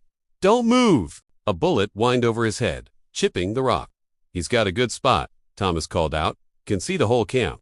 "Not for long." Samuel looked at his light horseman. "Billy, the other Billy, can you get to the creek? Circle around behind him? If I go low, it'll take a minute. He'll go stay minute go." Samuel watched Billy slide backward into the darkness. "Thomas, give me cover. Fire at the flash." "Waiting for one?" Thomas yelled. Samuel raised his head, just an inch. A rifle flashed from the rocks, the bullet thunking into a saddlebag near him. Thomas's rifle answered instantly. A man screamed, a high cut-off sound. "One down," Thomas said. "Diego won't be so easy," Samuel said. He listened, heard scraping from above. "He's moving." "Who ye moving higher?" Samuel pushed off the rock and ran, low and fast, to the next cluster of boulders, diving behind them. "We gotta push him. They dig in, they'll hold us here till dawn." He saw Thomas break cover, running to a new spot. The 2 light horsemen moved from rock to rock, closing the distance, their movements quick and practiced. Diego Cruz saw them coming. "Yates, you still breathing?" "Give him hell!" A shotgun boomed from the rocks, spraying buckshot that chewed the ground in front of Samuel. He felt a sting in his leg. "You hit," Thomas called. "Just a taste. Keep moving." They were at the base of the rocks now. The shotgun fired again. "High, this time." The man was panicking. Samuel saw Billy appear on the ridge above them, silhouetted against the sky. Billy raised his rifle, aimed down, fired. The shotgun blast cut off. "That's Yates," Samuel said. He looked up. "Diego? It's just you now, boy. Come on down. Go to Hell Creek, man." Diego's pistol fired twice. Thomas didn't wait. He put his head down and scrambled up the rocks, firing his rifle with one hand. Samuel was right behind him. They found Diego Cruz leaning against a rock, pistol empty, a bad wound in his side. He looked up as they approached, his teeth white in the dark. "Took you long enough?" Diego said. "Should have stayed down," Samuel said, kicking the pistol away. "Should have," Diego agreed. He spat blood. "Jamel be in Texas before you even find his trail. You know that, right? He's gone." "He's gone," Samuel said, "but you're here." He left Diego there, bleeding, and walked back down to the camp. The eastern sky was turning from black to a deep, bruised purple. Eldridge could see the trail now. It topped out on a high ridge, wider than the canyon, covered in sparse pine. "Look," James said, pointing. A horse stood 50 yards away, reins trailing, hip-shod and trembling. It was Jim's horse. "He ran it till it broke," Johnny said, dismounting. He walked toward the animal, rifle ready. "That ain't all," Eldridge said. He pointed at the ground. "Tracks, boot heels, dug in deep, and blood. He's wounded." "Or the horse's blood," James said. "No, it's leading away from the horse. He's on foot." Eldridge swung down from his saddle, his legs stiff. He looked at the blood spots, black in the gray light, leading north along the ridge. "He's hurt," Eldridge said, pulling his rifle, "and he's got maybe a half-hour start. James, put that horse down. Johnny, you're with me." James raised his rifle. The shot was flat in the thin morning air. Eldridge didn't look back. He just followed the blood. The sun was up. The light hit the camp and made the mess look cheap. "He's hit," Samuel Checote said, his voice flat. Thomas and Snake looked up from the supply wagon. "Eldridge?" "No. Diego." Samuel nudged the outlaw with his boot. Diego Cruz groaned, eyes squeezed shut, his face the color of wet ash. Side shot, "He's not going anywhere." None of Mr. Tanos nodded toward the rocks. The camp was bright now, the air cold. 4 dead outlaws lay where they'd fallen. Samuel counted the one John shot by the creek. 5. He saw the shotgun near one of them, one of the Yates brothers. Lighthorseman Billy walked over, his rifle held easy, his eyes scanning the ridges. Horses are gone. The ones they didn't ride out on, anyway. Tracks are going every direction. They scattered, just like Jim wanted, Thomas said. He stepped out of the wagon, holding the leather ledger. He had a lethal. The marshal went right into it. "The marshal can handle himself," Samuel said. He didn't sound sure. He absent-mindedly touched the buckshot graze on his thigh. "He's got Johnny and James." "That's something." Thomas looked at the ledger, flipping a page. "Maybe." Across the camp, Billy Potts sat by the cold fire, his arms around his brother.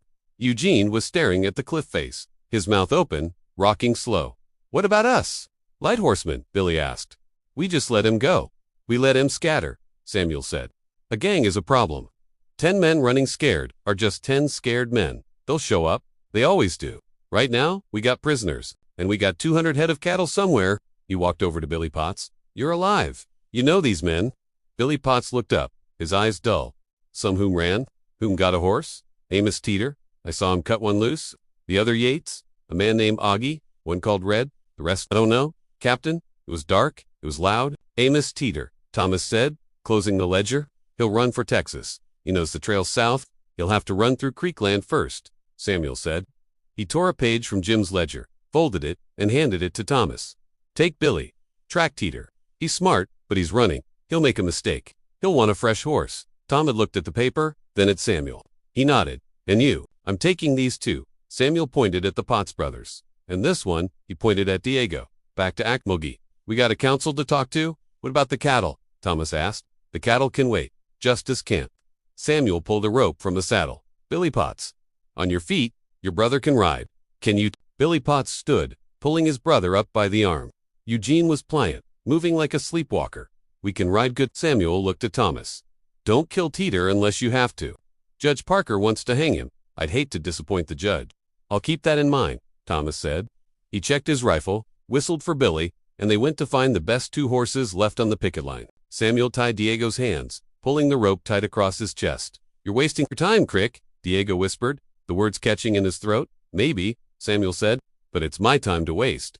He watched Thomas and Billy ride out, heading south, following the tracks of a single, hard-running horse. Samuel got the Potts brothers mounted, slung the dying Diego over a saddle, and headed east, back toward Akmogi. The camp was quiet, just the buzzing of flies and the new warmth and the smell of gunpowder. Far to the north, Eldridge Sample knelt and studied a boot print in the hard clay. The print was sharp. "He's not wounded," Eldridge said. Johnny came up behind him, leading the horses. James was just behind, his rifle out. "The blood, ... double quotes," Johnny said. "Was from his horse," Eldridge said. "He ran it till it bled, then he shot it. The blood on the ridge, ... He stood up, looking at the climb they'd just made. "That was from his hands. From the rock." "So he's not hurt," James said. "He's not hurt," Eldridge agreed. "And he's not slowing down." The trail was clear now, leading into a series of broken, empty hills. "He's just leading us," Johnny said. "A trap." No. Eldridge pointed. Look at the trace. Right here. He's not alone. Johnny knelt. Beside Jim's boot prints, Hoffy rest, was another set. Smaller? Moccasins? An Indian, or someone who wants to look like one. Eldridge started walking. They met up on that ridge. The horse was a decoy. The climb was a delay. He had this planned, James said, his voice grim. He had a way out, Eldridge said. The wagon? The cliff trail? ... It was all a plan. He knew we were coming. Billy Potts ... double quotes, Johnny said. Billy got us in. He served his purpose. But Jim was already on his way out. Eldridge looked at the tracks. Heading north. He's not running to Texas. He's running deeper into the territory. We need more men. Marshal, Johnny said. We need Samuel and Thomas. This is 2 against 3 now. We need to stay on him, Eldridge said, not stopping. We let this trail get cold. We'll never find him. He's got a friend. That's 2. We're 3. I like those odds. We're on horses, James said. They're on foot. We'll run him down by noon. Maybe? Eldridge stopped. He pointed to where the trail split. The moccasin tracks went left, into a rocky wash. Jim's tracks went right, over a low hill. He split from his friend, Johnny said, or he wants us to think he did. Eldridge looked at the 2 trails. He's playing a game. Which one do we follow, Marshal? James asked. Eldridge looked at the tracks, heading right. Jim's tracks. They were clear, easy to follow. Too easy. He wants us to follow him, Eldridge said. He looked left, at the faint tracks in the wash. His friend is the one we need to worry about. Eldridge turned left and started walking, leading his horse into the rocky wash. Johnny, fire around. Make him think we're still on his trail. Johnny unslung his rifle and fired a shot toward the right-hand trail. The sound bounced off the canyons. Now, Eldridge said, his voice low, we move quiet, and we move fast. We find the friend, we find the trap. James looked at him, then at the empty wash. You're sure about this? No, Eldridge said, but he's sure about what he wants us to do. So we'll do the other thing? The wash was bad walking, full of loose rock and ankle-turning holes.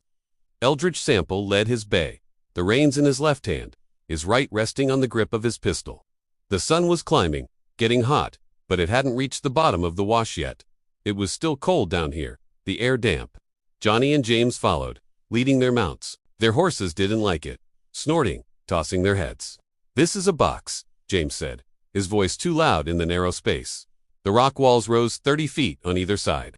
One man up top, he could drop rocks on us. And this right now. He's not up top, Eldridge said, not turning. He's ahead of us. Same as us, he pointed. The moccasin tracks were clear in the sandy bottom, moving steady. The man wasn't running, he was just walking. He knows we're here, Johnny said. He knows someone's coming, Eldridge said. He doesn't know who.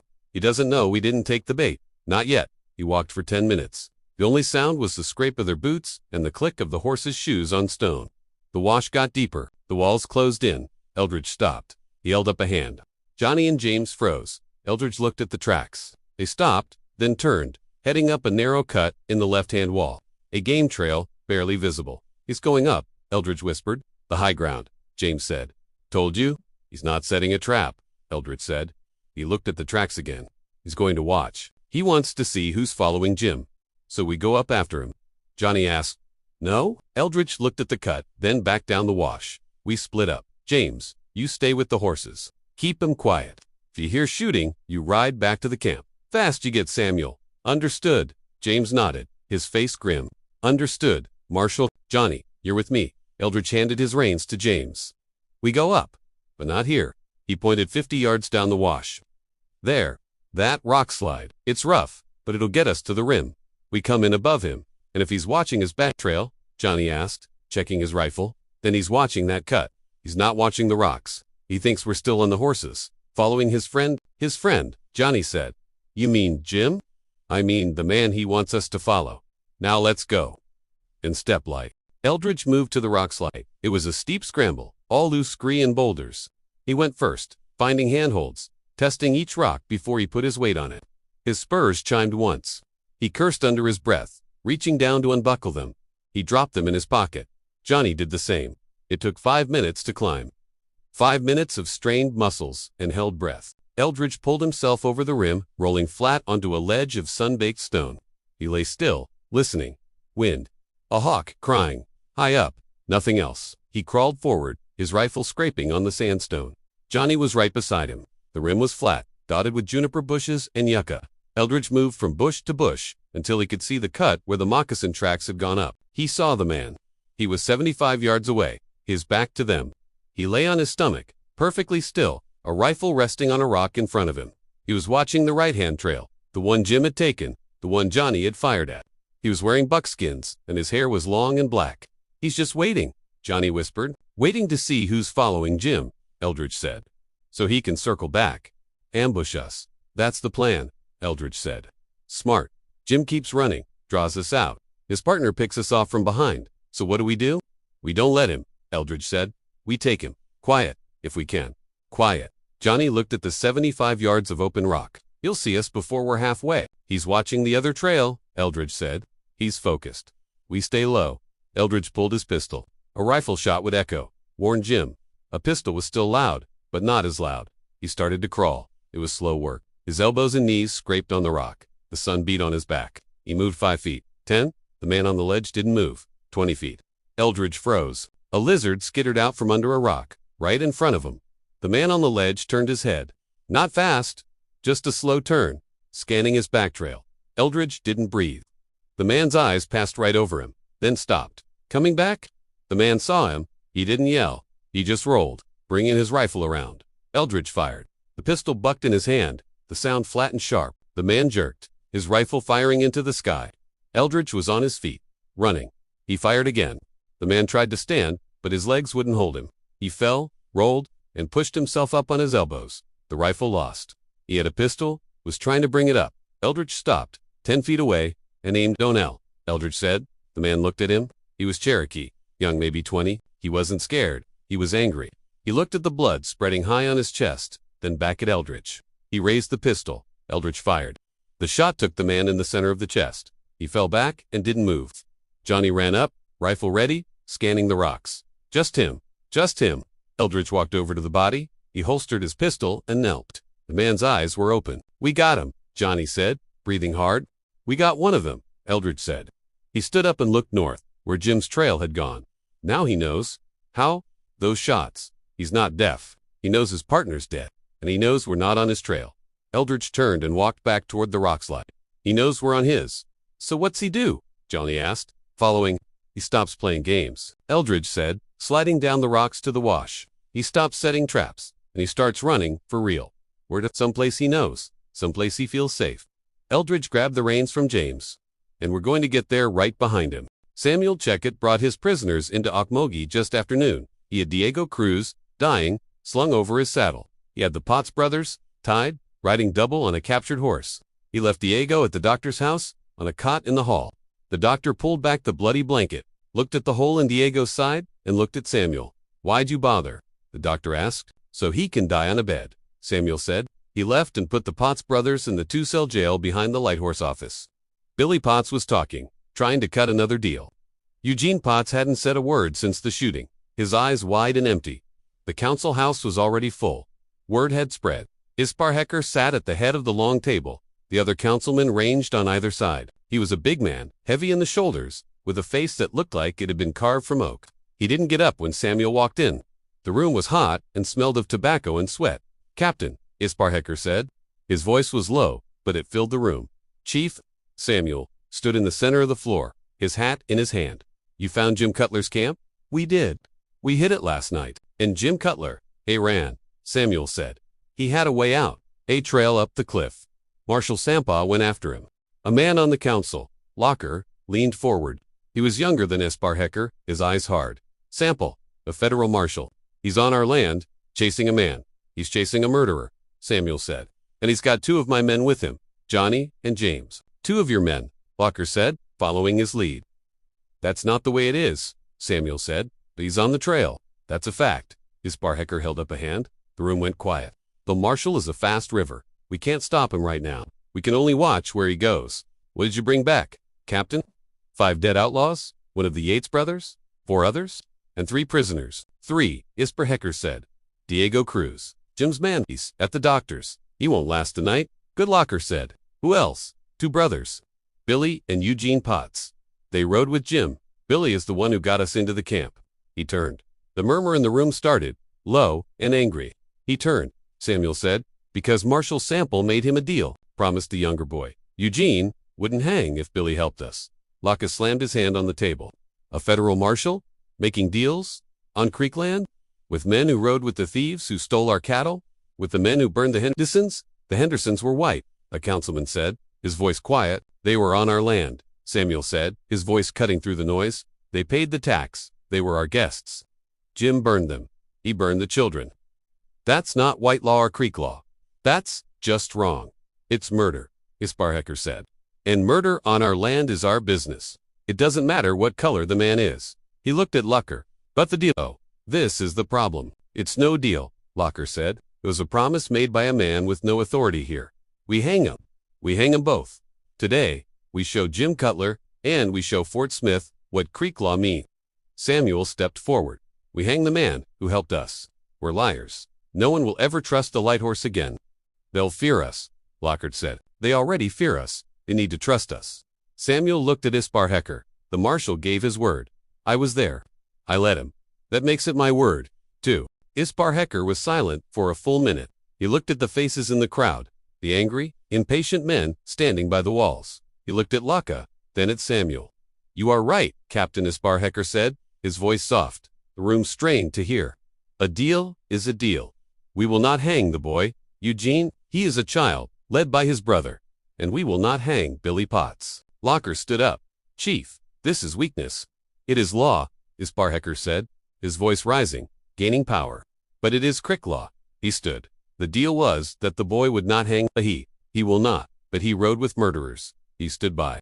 Isparhecker looked at Samuel. Here is the judgment. The younger boy, Eugene, he is a child. He will be taken to Fort Smith. We will hand him over to Judge Parker ourselves. We will show the federal government that we honor their law and that we are partners. And the older one? Samuel asked. Billy. He made the deal, Isparhecker said. He turned on his own kind to save his blood. That is a tape. But he is a thief. He is an outlaw. He will not hang. Isparhecker pointed to the door. He will receive 50 lashes, here in the square, where all can see. Then he will be branded on his cheek. T.I. So all men know what he is. And then he is banished. If he ever sets foot in the Creek Nation again, he is to be shot on sight. The room was silent. This was a judgment they understood. It was hard. It was permanent. Lockram sat down, a small smile on his face. And Diego Cruz? Samuel asked. The doctor says he is dying. Yes, Chief? Then we let God's law work, Isparhecker said. But if he is still breathing tomorrow morning, you will hang him. Isparhecker came around the table and stood in front of Samuel. The council is finished. You have your orders for the prisoners. Now you have your orders for the chase. Chief Marshal Sample is on our land. Thomas Going Snake is on our land. And Jim Cutler is on our land. This is a Creek matter now. The hunt has scattered. You will pull it back together. What do you want me to do? Take the rest of your men. Find Thomas. Find the marshal. You will take charge. Captain. All of them will answer to you. You will find Jim Cutler, and you will not bring him back for a trial. You will not bring him back for a hanging. Isparhecker's eyes were cold. You will find him, he said, and you will end this. The shots echoed. 3 flat cracks against the rock. Then silence. James came leading the horses, his face tight. That was you. It was me, Eldridge Sample said. He slid his pistol, still warm, back into the holster. The Cherokee? He's done. Eldridge took the reins of his bay. He didn't look at James. He looked north, up the wash. Get mounted. Marshal, Johnny said, coming down the rock slide. Jim heard that. He knows. He's not going to be waiting. I know. Eldridge swung into the saddle. The bay fidgeted, smelling the gunpowder and the blood from the ridge. He's not trapping. He's running. Which way? James asked. Mounting. He's smart, Eldridge said. He'd figure we'd come back to the horses. He'd figure we'd come back to the main trail. He's had 5 minutes. He's already moving. Eldridge spurred the bay, riding out of the wash, back to the trail, split. The sun was hot now, burning off the morning chill. He rode up the right-hand trail, the one Jim had laid as a trap. The tracks were clear. He's still on foot, Johnny said, riding beside him. For now. They rode for half a mile. The trail climbed, switchbacking up a shale slide. The horse's shoes sent stones rattling down the slope. Eldridge pulled up. What is it? James asked. Eldridge dismounted. He walked to the edge of the trail. Here. He pointed. A single, deep boot print, the heel dug in, the toe scattering dirt, beside it, a circle of spit in the dust. He heard the shots, Eldridge said. He stopped right here and listened. And then he ran. Eldridge pointed up the trail. The tracks changed. They weren't walking anymore. They were deep, spread far apart. Scrambles. A man running uphill, not caring about the noise. He's running to something, Eldridge said. He remounted. He knew that Cherokee was back there. He knew his job. He heard 3 shots. He knows his man is dead. And he knows we're coming, James said. Grim. He knows we're coming, Eldridge agreed. Let's not keep him waiting. They pushed the horses. The country got mean. The low, rolling hills fell away, replaced by broken mesas and deep arroyos, red rock and sun-baked clay. Juniper trees, stunted and twisted, offered no shade. They rode for an hour. The horses lathered. Eldridge didn't follow the tracks directly. Jim stayed on the high ridges, forcing them to scramble and risk the horses' legs. Eldridge stayed low, cutting sign, following the washes, anticipating. Twice, he lost the trail. Twice, he found it again. He's not heading for a town, Johnny said, pulling his hat low. There's nothing this way. Nothing but Checote country. He's not looking for a town, Eldridge said. He's looking for horses. They came over a rise. The land dropped away into a wide, flat basin, yellow, with dry grass. It looked empty. We lost him, James said. He could have gone anywhere. No, he didn't. Eldridge rode down the slope, his eyes on the ground. He stopped at the edge of the basin. He stopped running here. Jim's tracks, coming down the slope, ended in a churn of dust and hoofprints. Johnny whistled. Low. Look at that. It wasn't just one set of hoofprints. It was 3. 3 horses. Waiting. His core group, Eldridge said. The ones who got away from the camp? Amos Teeter, Johnny asked. No, Eldridge said. Thomas is on Teeter's trail. Teeter went south. These men were already here. Waiting. James studied the sign. They were waiting. Marshal. They were here for hours. See droppings? They were tied to those bushes. Eldridge looked at the tracks leading away. 4 horses, moving fast, heading northwest.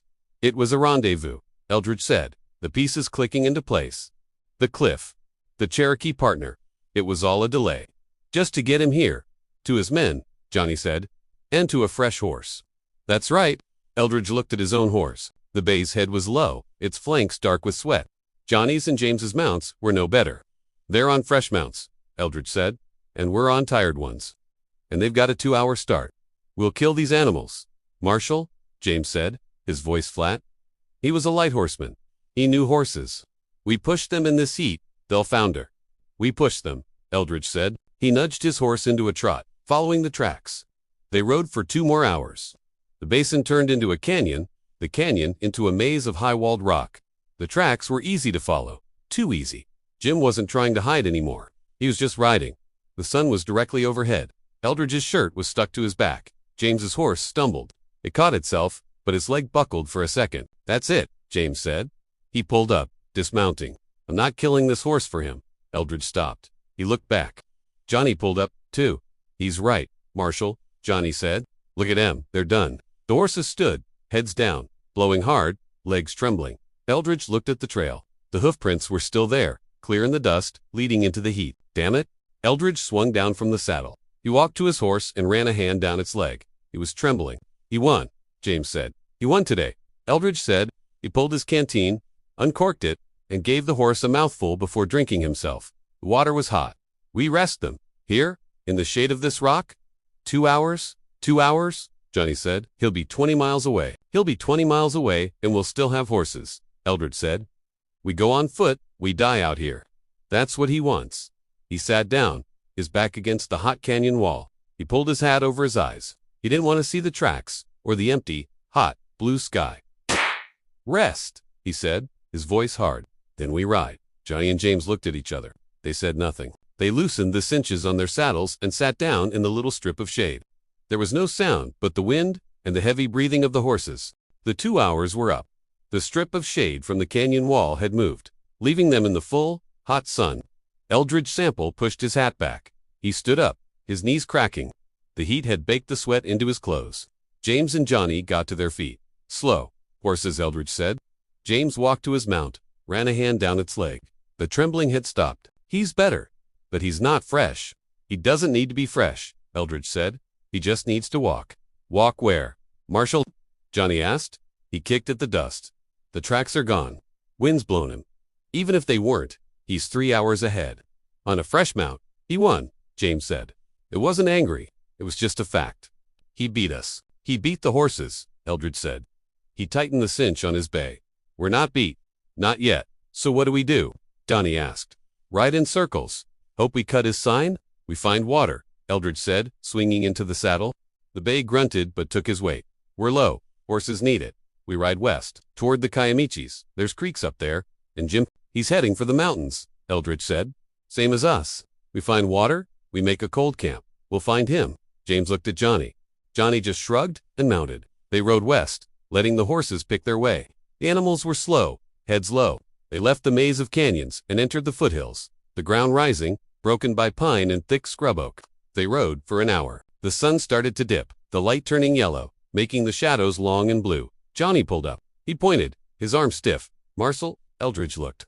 A mile away, tucked into a crease in the hills, a thin thread of smoke rose into the air. It wasn't a column, just a wisp. Jim said, his hand going to his rifle. No, Eldridge said. Too small. He's using dry wood. Trying to hide it. Who'd be trying to hide? Out here? Johnny asked. A hunter, Eldridge said. Or someone who doesn't want to be found. Same thing, James said. Could be a witness, Eldridge said. He's the only person we've seen in 2 days. He might have seen Jim, or he's one of Jim's men, Johnny said. Only one way to find out. Eldridge dismounted. We walk from here. Johnny, you stay with the horses? Keep them quiet. James, you're with me. And be easy. We don't want to scare 'em off. They rode west, letting the horses pick their way. The animals were slow, heads low. They left the maze of canyons and entered the foothills, the ground rising, broken by pine and thick scrub oak. They rode for an hour. The sun started to dip, the light turning yellow, making the shadows long and blue. Johnny pulled up. He pointed, his arms stiff.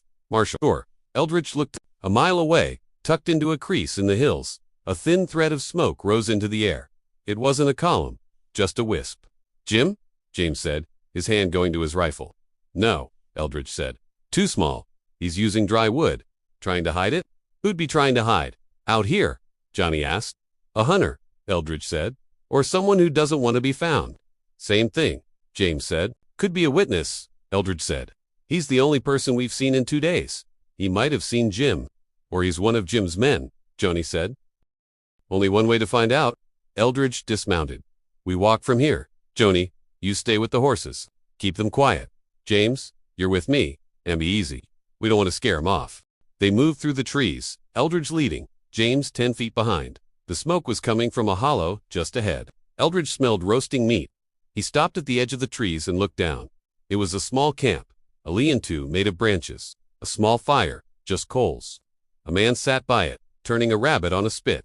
He was old. Choctaw. His face was a map of wrinkles, his hair long and gray. A long-barreled hunting rifle rested against the lean-to, well within his reach. The man didn't look up. He just kept turning the rabbit. Wind's blowing your way, the man said. His voice was dry, like rolling stones. I smelled you 10 minutes ago. Eldridge stepped out into the clearing. James followed, his hand near his pistol. The Choctaw looked at Eldridge's badge. Then he looked at James's Lighthorse insignia. He spit into the fire. Creeklaw and Whitelaw, the man said. You're a long way from home. Both of us are, James said. We need water, Eldridge said. Creek's over that rise, the man said, pointing with his chin. Full of alkali? It'll poison your horses. You're here, Eldridge said. I know how to boil it. The man pulled the rabbit from the fire. You look like men who don't have that kind of time. We're tracking for riders, Eldridge said, squatting. The man's camp was neat, clean. They passed this way today. On fresh horses, riding hard. The man pulled a knife from a sheath on his belt and began cutting the meat. He didn't answer. One of them, Eldridge said, wears a white hat. Cavalry style. The knife stopped. Just for a second. The white hat, the man said. He looked up, his eyes black and flat. I saw him. When sun was high? Then man nodded. 4 of them. Rode past on the high ridge. They were in a hurry, but not running scared. Running too. Eldridge said. That's right. Which way? Eldridge asked. The man looked at him. Why you want him? He's a murderer, James said. He burned a family. Children. The man's expression didn't change. He looked at Eldridge. You're the marshal who's been hunting him? From Fort Smith. How do you know that? Word travels? Even out here? The man wiped his knife on his pants. Do you want to know where he went? I do. He went to the old fort. On to Jack Mountain. James looked at Eldridge. The Spanish digs. It's a box canyon. Stone walls. Only one way in. He's not running, Eldridge said. No, the man said. He's waiting. It's his hideout. He's got food there. Ammunition. He can hold off an army. Why are you telling us? Eldridge asked. The man in the white hat. He came through here 3 years ago. My son was hunting. Had a good horse. Jim wanted it. My son said no. The man stared into the fire. I found him 2 days later. Shot in the back. He looked up at Eldridge. He said, "Children." Eldridge nodded. "Good." The man stood up. "Slow." He pointed northwest. "Follow this dry wash. It'll take you to Horse Thief Creek. Follow that up into the mountains. It's 30 miles. You'll see the canyon. You can't miss it." "We're obliged," Eldridge said. "I don't want your thanks," the man said. He picked up his rifle. "I want his head." "We're bringing him in," Eldridge said. "You bring him in, a judge will hang him. That's clean." "Too clean." The man looked at James. "Crick law is harder, but still not hard enough." He looked back at Eldridge. "You find him," the man said, "and you put a bullet in his face. You tell him it's from 2 feathers. For his son?" Eldridge stood. "We'll handle it. See that you do?" The man turned his back, walking to the lean-to. "And Marshal, don't use the creek. He'll be watching the canyon floor. He'll come in high, from the south ridge. It's the only way you won't die before you fire a shot." Eldridge and James walked back to the horses. "A box canyon," James said, his voice low. "He's trapping himself." "No," Eldridge said, grabbing his reins. "He's trapping us." They didn't find water at the Alkali Creek. They followed the dry wash, just as 2 feathers told them, and found Horse Thief Creek an hour later. It was running, but low. They let the horses drink, just enough. Then they filled their canteens and kept moving. 30 miles, Marshal Johnny said, looking at the sun. It was already late afternoon. "We won't make it by dark." "We'll make it by tomorrow," Eldridge said. "He's not going anywhere." "You sound sure?" James said. "He's in a bottle," Eldridge said. "He thinks he's holding the cork. He'll wait." They rode northwest. The country changed. The rolling foothills gave way to the Kiamichis. The ground was all rock and sharp angles. The trees stunted pine and cedar. They rode until the sun was gone, the sky a deep purple. Eldridge pulled up. "We stop here." "A fire?" Johnny asked. "No fire?" Eldridge swung down. His legs ached. "He might have a man on the rim. He's not expecting us, but he might be watching." They ate cold jerky and dry biscuits. They sat in the dark, passing a canteen. The horses were quiet, too tired to move. "He knows this place," James said, his voice low in the dark. "The Spanish digs. My grandfather used to say it was haunted. Old miners. It's a box canyon," Eldridge said. "That's all stone walls. One way in?" "One way in means one way out," Johnny said. "That's right." Eldridge took the first watch. He sat with his rifle across his knees, listening to the wind move through the pines. He wasn't listening for Jim. He was listening for Samuel Checote. Or Thomas going, "Snake." He heard nothing. They were on their own. They started again before first light, moving slow. The horses were stiff. The creek bed got deeper, the walls rising around them, turning into a canyon. The trail was clear, for horses had come this way. Jim wasn't hiding. He was daring them. Eldridge stopped. The sun wasn't even over the ridge, but the air was already still. "What is it?" James asked. 2 feathers, Eldridge said. "He told us not to use the creek." He looked up. The south wall of the canyon was a steep slope of shale and broken rock. It looked impossible. "He'll be watching the creek," Eldridge said. "From the entrance? Do you want to climb that?" Johnny asked. "In the dark?" "I want to be high when the sun comes up," Eldridge said. "We leave the horses." They tied the mounts in a thicket of cedar, where they had water from the creek. They checked their rifles. They started to climb.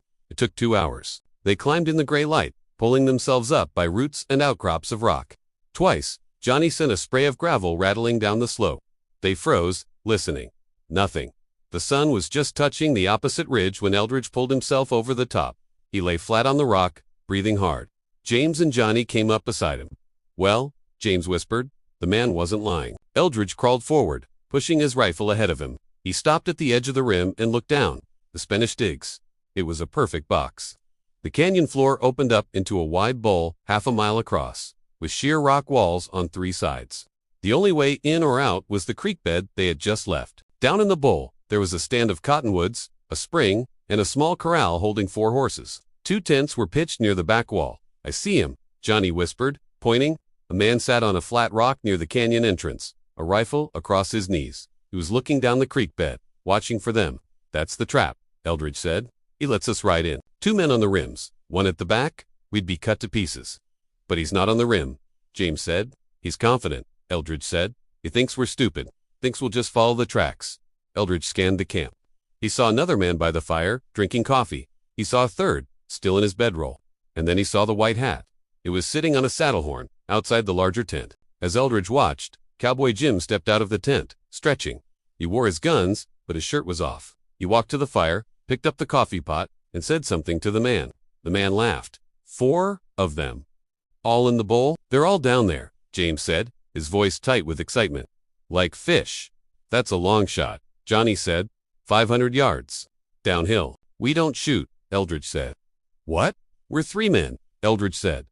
"Therefore, we start shooting. They scatter. One of them gets to the horses. He's gone. Or they get into the rocks. We'd be up here. They'd be down there. A siege. We'd run out of water before they do. They've got a spring." James saw it. "We're trapped." "So are they," Eldridge said. He looked at the sun, calculating the shadow. "They don't know we're here. That's the only thing we have." "So what do we do, Marshal?" Johnny asked. "Just sit here." "We sit here," Eldridge said. "We watch, we learn, and we wait." "Wait for what?" "For Samuel," Eldridge said. "Or for Thomas? Or for some to make a mistake?" He settled the stock of his Winchester against the rock, finding a comfortable position. He sighted on the man at the fire. "Easy. It's a long wait," James said. "I've got time," Eldridge said. The sun climbed. The rock got hot. Eldridge Sample didn't move. He lay with his hat pulled low, the brim resting on the stock of his Winchester. He watched the camp through the rifle sights. 500 yards. A long poke, but he wasn't looking to shoot. He was looking to learn. Down below, Cowboy Jim was comfortable. He'd put his shirt back on. He and 2 others were playing cards on a blanket in the shade of the back wall. The 4th man, Diego Cruz, was oiling his pistols by the fire. The sentry at the canyon mouth, a kid named Packer, looked bored. He'd stood up twice, stretched, and sat back down. He was watching the creek bed. Just like Eldridge said he would. The heat pressed down. It was a physical weight. Johnny shifted beside him, the movement sending a single piece of gravel skittering. It sounded like an avalanche in the silence. Eldridge turned his head, slow. He didn't say anything. He just looked at Johnny. Johnny froze. He didn't move again. An hour passed. The sun was right overhead. The shadow from the rim was gone. There was no shade. "Marshal," James whispered. His voice was a dry croak. "We're cooking up here." "They ain't." "They've got a spring," Eldridge said, not taking his eye from the sight. "We've got half a canteen, so drink slow." Down below, one of the card players laughed. Jim threw his cards down, stood up, and stretched.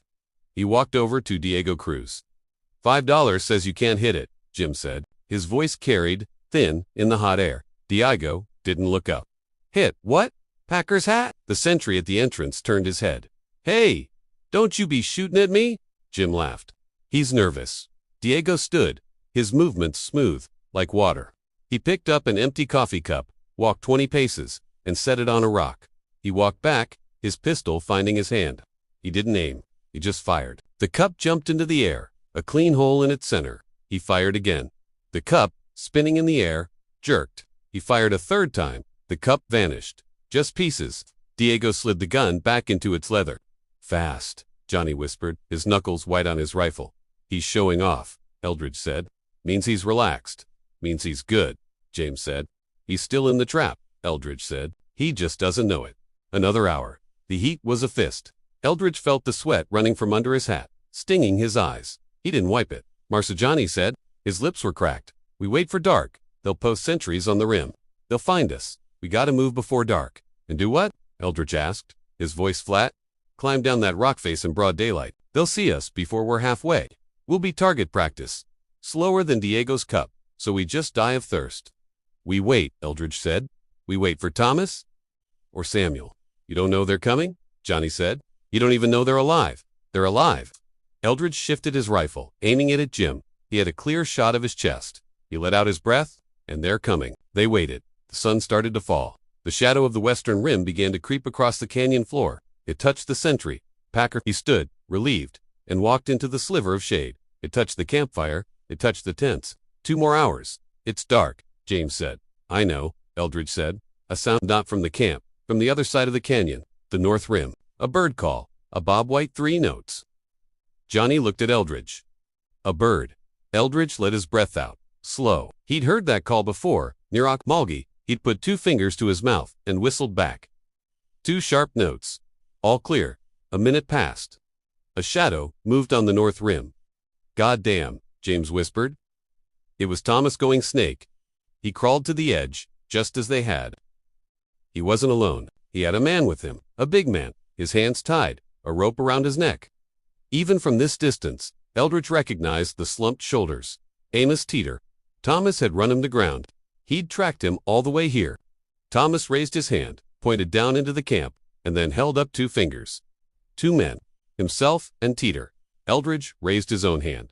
3 fingers. Thomas nodded. "Well," Johnny said, a slow smile spreading across his cracked lips. "Look at that." Down in the camp, Jim had started a fire for dinner. He had no idea. "They're still in the bottle." "Marshal," James said. "That's right," Eldridge said. He looked across the canyon at Thomas. 5 men. Against 4. With high ground on 2 sides. "Now," Eldridge said, "we've got him corked." Eldridge Sample didn't take his eye from the Winchester's sight. Across the canyon, Thomas Going Snake laid his rifle on the rock. He pointed at Amos Teeter, then pointed down at the camp. He was telling Eldridge what he wanted to do. Eldridge nodded, a barely perceptible motion. He settled his cheek against the rifle stock.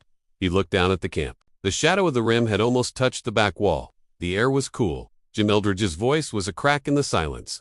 It hit the canyon walls and bounced, sounding like 10 men shouting from every direction at once. "Jim, Jim, Jim."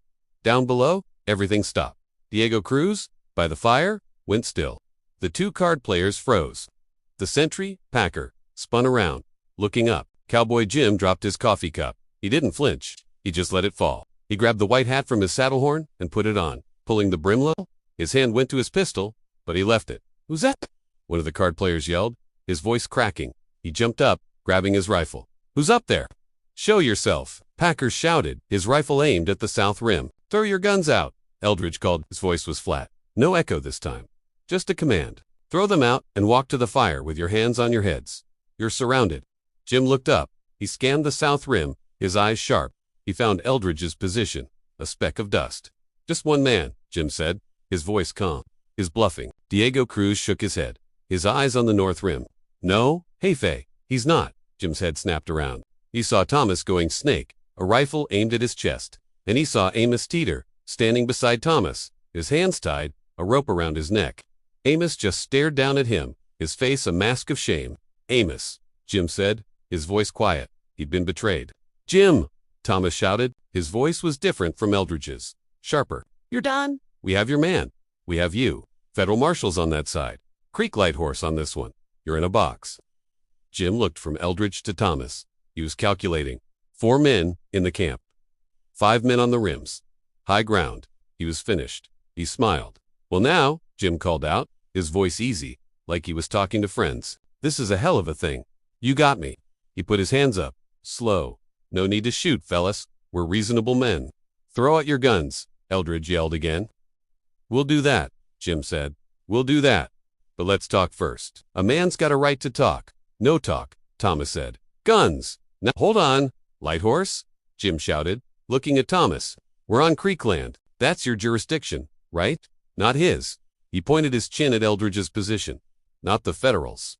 "He's right," Diego whispered, his hand near his gun. "So how about this?" Jim continued, his voice projecting. "You and your Creek law, you let me and my men walk out of here. We'll leave the cattle. We'll leave the money. We'll even leave Amos. He's yours. A gift. We'll ride north, out of the territory. You'll never see us again. You'll be a hero. The light whore who ran Cowboy Jim out." Thomas didn't move. "You killed a Creek family, Jim." "That wasn't me," Jim said, shaking his head. That was a misunderstanding. Things got out of hand, but I'm willing to pay for it. I've got $5,000 in that wagon. It's yours." "A fine. For the Creek Nation? What's the federal marshal going to give you? A handshake?" "He's trying to split us," James whispered, his rifle steady on Diego. "Shut up," Eldridge said. "Think about it, Lighthorse." Jim was pacing now, hands still in the air. "You take me in, you hand me over to him." He pointed at Eldridge again. "He takes me to Fort Smith. Parker hangs me. The Federals get the credit. You get nothing. Just a long ride home. But you let me go. You're a rich man, and you're rid of me? That's a better deal." That's the only deal Eldridge watched. He saw Jim's men. They were looking at Jim, then at Thomas. They saw the logic. Tom, going snake, stood up. He walked to the very edge of the rim, the rope in his hand. He pulled Amos, Teeter, with him. Amos stumbled, the rope biting into his neck. "You see this man, Jim?" Thomas shouted. "I see him. He rode with you. He killed for you. And he's going to hang for you. Just like you. Everyone hangs. Lighthorse, it's just a matter of when. I'm offering you a choice about when." "I already made my choice," Thomas said. He looked across the canyon. "Marshal, I hear you," Eldridge called back. "This is your prisoner," Thomas said. "Judge Parker wants him. You tell Jim what the federal deal is." Eldridge stood up. He was a clear target on the rim. James and Johnny tensed. Down below, Diego Cruz's hand twitched. He was watching Eldridge, not Thomas. Eldridge Sample shouldered his rifle. "Here's the deal, Jim," Eldridge said, his voice flat. It cut through the canyon, colder than the wind. "I'm listening. Marshal, you throw your guns out, you die in Fort Smith. Judge Parker gets to see it. It'll be clean. You make us come down there, I'll kill you where you stand. It'll be messy." Eldridge chambered around. The schlick-slack of the Winchester was the only sound. "That's the deal," Eldridge said. "That's the only one you get." Jim looked at Eldridge. He looked at Thomas. The smile was gone. His face was hard. The charm burned away. He saw no room, no way out, no deal. Then Jim said. He dropped his hands. "Jamel Packer, the young sentry," said. Jim looked at him. "You want to hang, kid?" "No." "Then get ready." Jim dove for his rifle. Diego Cruz didn't dive. He just moved. His pistols were in his hands. "Fire!" Eldridge yelled. He aimed, not at Jim, but at the rock in front of him, trying to pin him down. The negotiation was over. The canyon was a bowl of rock, and when Eldridge fired, the sound was a solid thing. It didn't echo, it broke. Eldridge's bullet sparked on the stone 3 feet from where Jim had dived. James and Johnny opened up, their Winchesters cracking, levering, cracking again. Across the canyon, Thomas going snakes, rifle boomed, a heavier sound. Down below, the world just exploded. One of the card players, a man named Scurry, who'd been arguing about a pair of jacks, stood up straight, his hands clutching his chest. He didn't have a rifle. He hadn't even reached for his pistol. He just looked surprised. He took one step and fell forward into the fire. The kid, Packer, who'd been at the canyon mouth, screamed. He threw his rifle down and scrambled behind a high, flat rock. He'd just quit. Eldridge chambered another round. He looked for Jim. The white hat was gone. Vanished behind the supply wagon. Bullets from the south rim thwacked into the wagon's sideboard, sending up clouds of splinters. Diego Deem's voice, from behind the wagon. "The wagon. Light the wagon." Diego Cruz was not panicking. He had rolled behind the fire, ignoring Scurry's body, which was now starting to smoke. The heat and light made him a shimmering target. He wasn't shooting at Eldridge. He was shooting at Thomas. Diego's pistol snapped. Ping. Ping ping. The bullets hit the rock near Thomas's head. Thomas ducked, pushing Amos Teeter flat. "He's crazy," Johnny yelled from Eldridge's right. "He's shooting at his own wagon." "No, he's not," Eldridge said. "He saw it. He saw the whole thing." Diego returned fire. 2 more shots at the north rim, making Thomas keep his head down. Then, in one smooth motion, he kicked a burning log from the fire, grabbed it, and rolled toward the wagon. "Shoot him!" James yelled, firing. The bullet kicked up dust at Diego's feet. Diego ignored it. He reached the wagon. He shoved the burning log deep under the canvas tarps and supplies stacked at the back. He didn't wait to see if it caught. He rolled away, back toward the fire, his pistols already re-aimed at the north rim. "He's trying to burn his own cover," James said. "He's making smoke," Eldridge said, his voice flat, and the smoke came. The canvas was old, probably oiled against the rain. It caught with a whoosh that they heard all the way up on the rim. At first it was clean, white smoke. Then it hit something else, a cask of lamp oil, maybe bacon grease. The smoke turned black. It was thick, greasy, and heavy. It didn't rise. The cool evening air in the canyon trapped it, held it down. It billowed out from the wagon, a churning black cloud that swallowed the back wall of the canyon. "Hold your fire," Eldridge yelled. "You're shooting at ghosts. Watch the edges." The gunfire stopped. The silence was heavier than the noise. The only sounds were the crack and hiss of the wagon burning and the whimpering of Packer behind his rock. The black cloud spread. It filled the bowl. It covered the fire, dimming its light. It swallowed the tents. In 10 seconds, Eldridge couldn't see Jim, couldn't see Diego, couldn't see the dead men. All he could see was a roiling blackness that was slowly being pushed by the canyon's breeze, pushed toward the canyon mouth. "He's moving," Eldridge said, his voice tight. "I can't see anything." "Marshal," Donnie said, his eyes straining. He's moving in the smoke, Eldridge said. He's using it. It's a wall. James, watch the horses. Johnny, watch the creek bed. Don't look at the smoke. Look through it. A horse screamed from inside the blackness. Trapped in the corral, terrified of the fire. Marshal Thomas's voice from the north rim. He's running. He's in the cloud. We see it. Eldridge yelled back. The shadow moved inside the black. Just a flicker. There. James fired. A man yelled. A high-pitched scream. It wasn't Jim. The second card player stumbled out of the smoke, clutching his side. He took 3 steps, his rifle dragging, and fell on his face. The smoke churned. And then they came.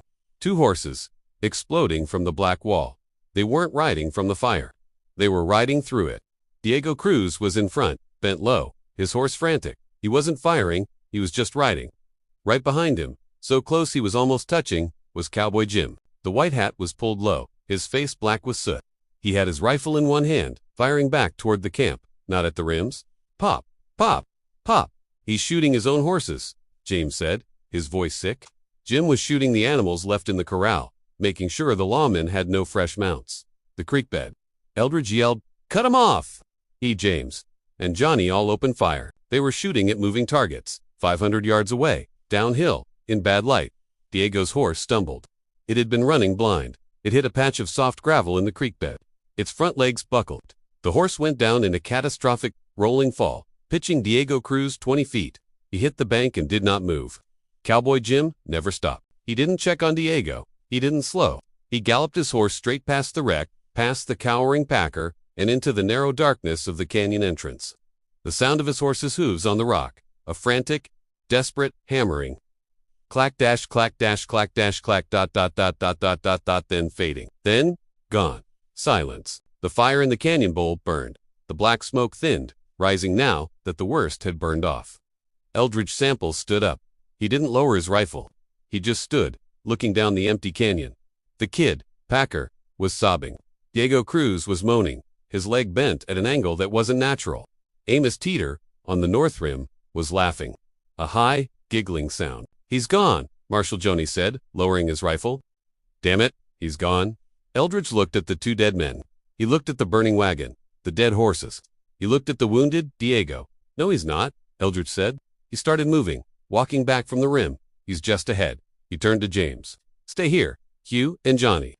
Watch the prisoners. Diego's not going anywhere. Packer will surrender. Tie them up. Tell Thomas to come down." "Marshal, where are you going?" "To get the horses," Eldridge said, his voice like a piece of cold iron. "He's on a tired animal. He just bought himself maybe an hour. He didn't run. He just walked, fast, back the way they had come, toward the thicket where their own horses were tied." Eldridge Sample didn't run. He walked, a fast, ground-eating walk that was more punishing than a sprint. His boots crunched on the scree, the sound loud in the sudden quiet. He was a mile from the horses, a mile of bad rock in the dark. Behind him, the canyon bowl was a mess of smoke and echoes.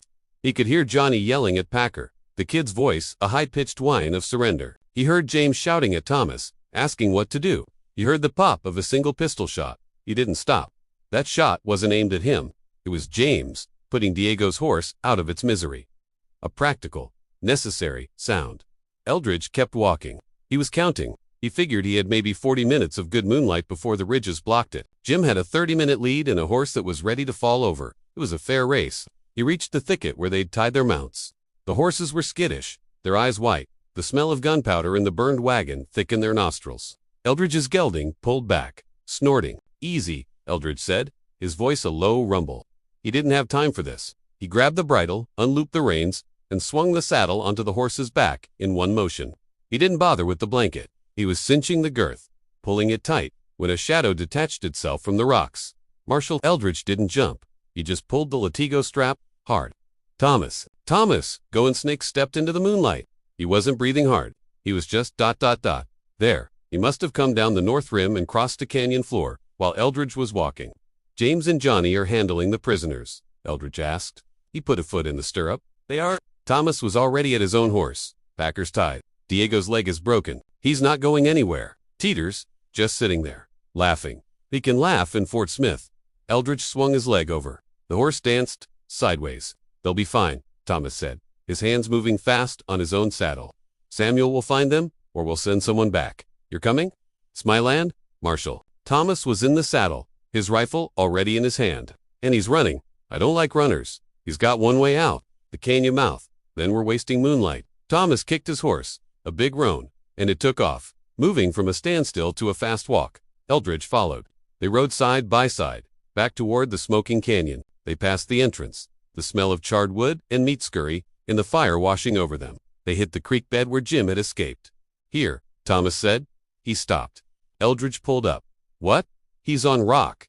No tracks. But the horse is bleeding. Thomas pointed. A single, dark drop on a pale stone. He's riding a crippled animal, Eldridge said. No, our animal. Thomas dismounted, kneeling. When we're firing. When me were firing. One was hit his horse, said a spray. He gestured to a fan of tiny droplets on the gravel. He's blowing blood from his lungs. That horse is dead. It just doesn't know it yet. How long? Maybe a mile. Maybe 10 steps? Thomas stood, remounted. Let's find out. He spurred his horse. They weren't running. They were moving at a fast, steady lope, their eyes on the ground, following a trail of blood that was invisible to Eldridge. Thomas was reading it in the dark, calling it out. He's on the left bank. He's in the creek. ... He's on the right. They rode for 20 minutes. The canyon walls rose up around them, a maze of stone, but the path was clear, following the water. Then they saw it. The horse was standing in the middle of the wash, its head hanging so low its nose touched the water. It was shuddering, its legs splayed. The white hat was gone. The saddle was empty. Jim was gone. Eldridge swung down, his Winchester in his hand. Thomas was off his horse an instant later, moving, not toward the horse, but toward the canyon wall. The horse saw Eldridge. It tried to lift its head. A great gout of bright red, frothy blood pumped from its nostrils. It sighed, its knees buckled, and it fell over in the water, a dead weight. The sound of its fall was the only sound. He's on foot, Eldridge said. He chambered around. So are we, Thomas said. He was at the canyon wall, his hand flat against it. Tether the horses. He'll hear them. Eldridge tied his horse and Thomas's to a low shrub. He walked over. The silence was absolute. No tracks, Eldridge whispered. It's all rock. He's not a ghost. Thomas was scanning the wall, from the ground up. He's a man. He's tired. He's running for his life. Thomas moved 20 feet down the wall, his head tilted, listening. What? Eldridge said. Wind? I don't feel any exactly. Thomas pointed up. There's a split, a chimney. The air's moving. It's an updraft. It's a way out. Eldridge looked. He couldn't see anything, just a black shadow, a crack in the rock. Thomas walked to it. He knelt. He's here. I don't see anything. Thomas pointed. On the rock, at waist level, was a black smear, a handprint made of soot and grease from the burning wagon. He used the wall to pull himself up, Thomas said. Eldridge looked up. The chimney went straight into the dark. A man could brace himself, back to one side, feet to the other, and walk his way up. He's going for the high ground, Eldridge said. Same thing we did. Only we're at the bottom this time, Thomas said. He looked at Eldridge. He's probably waiting for us. A rifle, aimed straight down. We're fish in a barrel. He's got a pistol, Eldridge said. We've got rifles. You can't use a rifle in there? Not in climb. Then it's a pistol fight. Eldridge pushed his Winchester back into its saddle scabbard. He drew his Colt, checked the load. 6. He looked at Thomas. You want to wait for morning? Thomas, going snake, looked up the black chimney. He could smell the soot. He could smell Jim. Morning's too late, Thomas said. He drew his own pistol. Then I'll see you at the top, Eldridge said. He holstered his gun, grabbed the rock, and put his boot into the crack. He started to climb. The chimney was wide enough for a man, but not wide enough for a man to be comfortable. Eldridge Sample's world shrank to the 3 feet in front of him. His back was pressed against one side of the rock, his boots skittering for purchase on the other. He climbed by inches, his shoulders scraping, his breath a hot, dry rasp in his throat. The rock was cold. It smelled of soot and wet stone. Below him, maybe 20 feet, he could hear Thomas going snake, heard the scrape of his boots, his steady breathing. He was climbing faster than Eldridge, more comfortable in the rock. He's up here, Eldridge whispered, his voice soaking into the stone. He's waiting. I know, Thomas's voice came back, a low rumble. Keep moving. Don't give him a still target. Eldridge pushed himself up another foot. His holster caught on a knob of rock. He froze, easing it free. His heart hammered against his ribs. He was exposed. Every second he was in this crack, he was a dead man waiting for the bullet. He looked up. Nothing. Just a sliver of dark gray. Moonlight on the rim, maybe 100 feet above. A pebble bounced off his hat. Eldridge stopped. It wasn't a pebble, it was a piece of gravel, kicked loose. He heard a sound, a boot sliding on rock. Marshal, A voice whispered from the dark above. It wasn't a question. It was a statement. Cowboy Jim. Eldridge didn't answer. He flattened himself, trying to make his back one with the stone. I know you're there, Macho, Jim's voice said, casual, conversational. You and your Indian friend. The voice was close. Maybe 40 feet. You should have taken the deal, Jim said. A muzzle flashed in the darkness. The sound was not a gunshot. It was a physical blow. The chimney filled with noise. A deafening, echoing crack that slammed into Eldridge's ears, blinding him with white light. The bullet didn't hit him. It struck the rock 2 inches from his head. A spray of hot stone fragments peppered his face, stinging like wasps. Thomas? Eldridge yelled, blinking, his ears ringing. He heard a grunt from below. Not a word. A grunt. The sound of a man punched in the chest. Marshal, Thomas said. His voice was wrong. Wet. Eldridge looked down. He saw Thomas's shape, a shadow against the dark. Thomas wasn't climbing. He was sliding. Hold on, Eldridge yelled. Thomas's hand scraped the rock, his fingers looking for a grip they couldn't find. He slid past Eldridge, his shoulder brushing Eldridge's boot. Eldridge twisted, his own grip failing, trying to grab him. His hand closed on empty air. Thomas felt he didn't scream. Eldridge heard the impact. A heavy, final sound as Thomas hit the canyon floor. Silence. The ringing in Eldridge's ears was the only thing left. 1. Jim's voice said from above, calm. You next, Marshal. Eldridge Sample pressed his back against the rock. He was breathing hard. He could taste the gunpowder in the stone dust in his mouth. He looked down. He couldn't see the bottom. He couldn't see Thomas. He was alone in the chimney. He wiped the blood from the cuts on his cheek. He drew his Colt. You're a dead man, Jim, Eldridge said. His voice wasn't a shout. It was a promise. He heard Jim laugh. The sound was dry, confident. You're in a bottle, Marshal, and I'm the cork. Another muzzle flash. This one was wild. The bullet whined off the rock 10 feet above Eldridge. Jim was firing blind, just trying to get lucky. Eldridge didn't move. He let the echo die. He holstered his pistol. He needed both hands. He looked up. He found his next foothold. He started to climb. Eldridge climbed. He didn't climb fast. He didn't climb slow. He climbed with a rhythm. Brace, push, find a hold. Brace, push, find a hold. His world was the scrape of his boots on rock, the stones scraping his knuckles, the grit of his teeth. The ringing in his ears had faded, replaced by the sound of his own breathing. Below, silence. The heavy, final silence of the canyon floor. You're slowing down, Marshal. Jim's voice. From the top. The echo made it sound like it was coming from everywhere. Is it the view? Eldridge kept climbing. Brace, push, hold. I killed your friend, Marshal. Did you hear him hit? Sounded like a sack of wet grain. Brace, push, hold. You should have taken the deal in the canyon. We could have all been rich. But you had to be a hero. Eldridge's hand found a new grip. He was 20 feet from the top. He could smell the clean, cold night air above the soot. You're almost here. Jim's voice was closer now. Just high enough for a clean shot. A muzzle flashed. Crack. The bullet ricocheted down the chimney, a high-pitched zai, and was gone. It wasn't close. Jim was firing at the sound of the scraping, guessing. Eldridge kept climbing. 10 feet. This is it, Marshal. Last chance. Crack. This one was closer. Stone chips hit Eldridge's shoulder. He was at the top. His left hand closed over the lip of the rim. The rock was flat, sharp. He could feel the gravel under his palm. There you are, Jim whispered. Crack.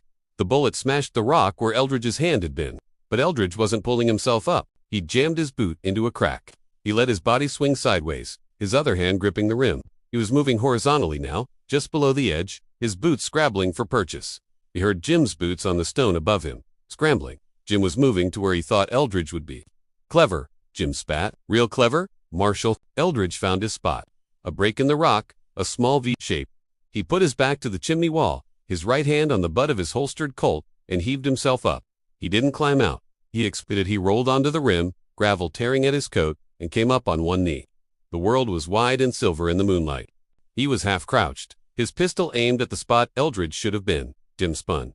His eyes were wide. He brought the pistol around. He fired. Click. The hammer fell on an empty chamber. Jim's face changed. The smile, the arrogance, the confidence. It evaporated. He looked at the pistol in his hand like it had betrayed him. He looked at Eldridge. Eldridge Sample stood up. His Colt was in his hand, but it was at his side. He didn't raise it. His face was a mask of soot and blood from the stone chips. Jim's chest was heaving. He took one step back. "You're empty," Eldridge said. His voice was flat. Jim threw the pistol. It wasn't a hard throw. He just threw it. It clattered on the rock and spun away into the dark. He turned and ran. Eldridge didn't run. He walked. He followed him. The rim was a flat expanse of stone, maybe 50 yards wide. On one side was the chimney Eldridge had climbed. On the other, nothing. Jim stopped. He'd reached the edge. He stood on a precipice, a sheer 500-foot drop to the rocks of the canyon floor. He looked back. Eldridge stopped 10 feet away. Jim was trapped. He was breathing hard, a whistling sound in his chest. He was stained black with soot, one eye swollen half shut from a rock chip. He wasn't Cowboy Jim, the legend who killed marshals. He was just a man, out of tricks, out of bullets. He looked at Eldridge. He looked down at the drop. Nowhere to go. "Jim?" Eldridge said. Jim looked at the blackness. The 500-foot drop. He could hear the wind whistling up from the canyon floor. He looked at Eldridge. "So this is it," Jim said. His voice was raw from the soot. "The famous federal marshal. You're going to shoot me? I'm going to take you in," Eldridge said. His voice was flat. The Colt in his hand was steady, pointed at the ground. Jim laughed. It was a dry, cracked sound. "Take me in. To Fort Smith. Let that old bastard Parker hang me in a yard. In front of farmers and their wives." He shook his head. "No, I don't think so. It's over. Jim, put your hands up. You, you killed my men," Jim said, like he was just realizing it. "You burned my camp. For what? 20 head of cattle?" "For George Talbot," Eldridge said. "For the Hendersons, for Thomas." Jim's face tightened at the name. "You're Indian." He didn't even scream. "Marshal, did you hear him?" He just popped. Like a bug. Eldridge's hand didn't move. "You think you're better than me?" Jim took a step, not back, but sideways, parallel to the cliff.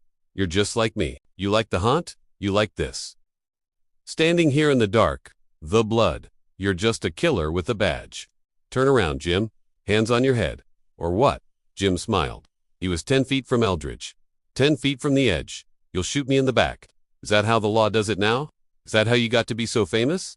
He was trying to get Eldridge to talk, to argue, to get him off balance. Eldridge just waited. Jim saw it. He saw the patience. He saw the end. He wasn't going to be hanged. He wasn't going to be shot in the back. He was going to be taken in, put in a wagon, and paraded through town. The legend of Cowboy Jim. Ending in a courtroom. "The hell with Parker," Jim whispered. He didn't pull a knife. He didn't have a second gun. He just charged. He lunged at Eldridge, head down, like a bull. A desperate, suicidal move to get inside the gun, to knock Eldridge off the rim with him. Eldridge didn't step back. He didn't flinch. He raised the Colt. He fired. Once. The shot was deafeningly loud. Jim stopped. He hadn't been charging. He'd been walking into the bullet. He stood straight up, his eyes wide with a terrible surprise. He looked down at his chest, at the dark, spreading stain. He looked back up at Eldridge. He didn't say anything. Eldridge fired again. The second bullet hit Jim in the center of the chest. It spun him around. He took one step, two. His legs suddenly made of string. He stumbled backward, his arms windmilling, trying to find a balance that wasn't there. His boot heel hit the edge of the cliff. Jim was still for half a second, silhouetted against the stars, his back to the canyon. He looked over his shoulder at Eldridge. Then he was gone. Eldridge didn't move. He stood, his pistol still raised, listening. He heard nothing. Not a scream. Not a sound of impact. The wind just swallowed him. Eldridge lowered his gun. The smoke from the two shots drifted past him, smelling of sulfur. He stood alone on the rim. He walked to the edge. He looked down. He couldn't see the bottom. He couldn't see anything. Just blackness. He holstered his pistol. The hunt was over. He turned his back on the cliff and walked, his boots crunching on the gravel toward the chimney. He had to find Thomas. Chapter 24. The long ride back climbing down was harder. Eldridge's arms shook. His legs felt heavy, disconnected. He moved in a kind of fog, his face pressed to the cold soot of the chimney. He didn't look down. He just moved, hand over hand, his boots searching for holds in the dark. He found Thomas going snake-wedged at the bottom, one leg twisted under him at an angle that wasn't natural. His hat was gone. His eyes were open, staring at the chimney opening 100 feet above. Eldridge checked for a pulse.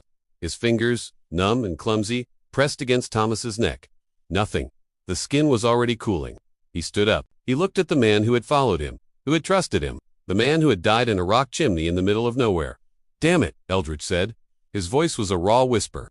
He sat on the canyon floor for a long time, his back against the rock. The adrenaline was gone, leaving him hollow. He felt the cuts on his face. He felt the bruises on his shoulders. He felt the silence. After a while, he heard them. "Marshal?" A voice from the mouth of the canyon. "Marshal? Sample." Eldridge didn't answer. Boots on rock. 2 men, moving careful. James and Johnny. They found him sitting in the dark next to Thomas. James stopped. He looked at Thomas. He took his hat off. He fell, Eldridge said. Jim shot him from the rim. James just nodded. He knelt and closed Thomas's eyes. "Jip?" Johnny asked, his rifle up, scanning the rocks. "Gone!" Over the far side, Eldridge pointed up. "Went over the rim? Dead? He's dead?" The 2 Creek Lighthorse stood there. They had lost a man, a friend. They were here because Eldridge had asked them to be. "We'll get him," James said. He meant Thomas. "And Jim?" Johnny asked. "Would just ... leave him? Down in the canyon." Eldridge thought about it. Judge Parker had wanted proof. "Bring me proof, he's dead." "We'll need a rope," Eldridge said. And daylight. It took them 3 hours. They found what was left of Jim at the bottom of the 500-foot drop, snagged on a pile of scree. He was broken. He wasn't a legend. He was just meat, same as any other man who fell that far. Johnny went down on the rope Eldridge had used to climb. He tied Jim's body in a canvas tarp, and he and James hauled him up, hand over hand, in silence. They got Thomas out of the chimney. They laid the 2 bodies side by side on the canyon floor as the sun started to light the eastern rim. Cowboy Jim and Deputy Marshal Thomas going snake. "We take Thomas home," James said, "to Tahlequah. His wife needs to see him. And him." Johnny jerked his chin at the canvas-wrapped bundle. "He goes to Fort Smith," Eldridge said. "Judge Parker wants him. He's just a body. Marshal, leave him for the buzzards. Parker don't need to see him. Parker needs proof," Eldridge said. "The territory needs it. They need to know he's not out there anymore." James looked at Thomas. "We're not hauling him to Fort Smith for you. We're taking Thomas home." "I know," Eldridge said. "I'll take Jim." They climbed out of the box canyon. It was a long, slow walk back to the horses. When they got there, they found Samuel Checote. He was sitting on a rock, his horse tied nearby, a strip of jerky in his hand. He looked at James and Johnny. Then he saw Eldridge. He stood up. "Joshua?" Samuel asked. Eldridge nodded. "Thomas is dead." Samuel's face didn't change, but he put the jerky away. "Jim? Dead too." "Good." Samuel looked at the horses. "You find anything on the rim?" "What?" "We found their stash, Marshal, while you were playing in the rocks, under a flat stone near the fire. Money? 5,000 in gold. The buyer's money? Must have been, where is it?" Samuel pointed to his saddlebag. "Half of it. The other half? Me and my men are taking it to Thomas's wife." "Call it a pension?" Eldridge looked at him. "That's federal property. Samuel, evidence. It's Creek Nation money, Marshal, taken from Creekland. Half goes to the U.S. government, half goes to the widow." "That's fair." Samuel wasn't asking. He was telling Eldridge was too tired to argue. "Fair enough." James and Johnny tied Thomas's body over his saddle, gentle, like he was sleeping. Eldridge tied Jim's canvas-wrapped body over the saddle of Jim's own horse, the one Jim had left tied in the chimney. The 4 men rode out. They rode for 2 days, back the way they'd come. They didn't talk. The only sound was the jingle of harness and the steady plod of the horses. At the crossing of the Canadian River, they stopped. "We go north here," Samuel said. "Tahlequah?" Eldridge nodded. "Fort Smith is east." Samuel held out his hand. Eldridge shook it. "You did good, Marshal," Samuel said. "You lost a man, but you finished the job. That's something. That's not enough. It never is." Samuel turned his horse. James and Johnny fell in behind him. They rode north, leading Thomas's horse. Eldridge Sample watched them go until they were small figures in the dust. Then he turned his horse east. He rode alone, leading the horse that carried the body of Cowboy Jim. It was a long ride back to Fort Smith.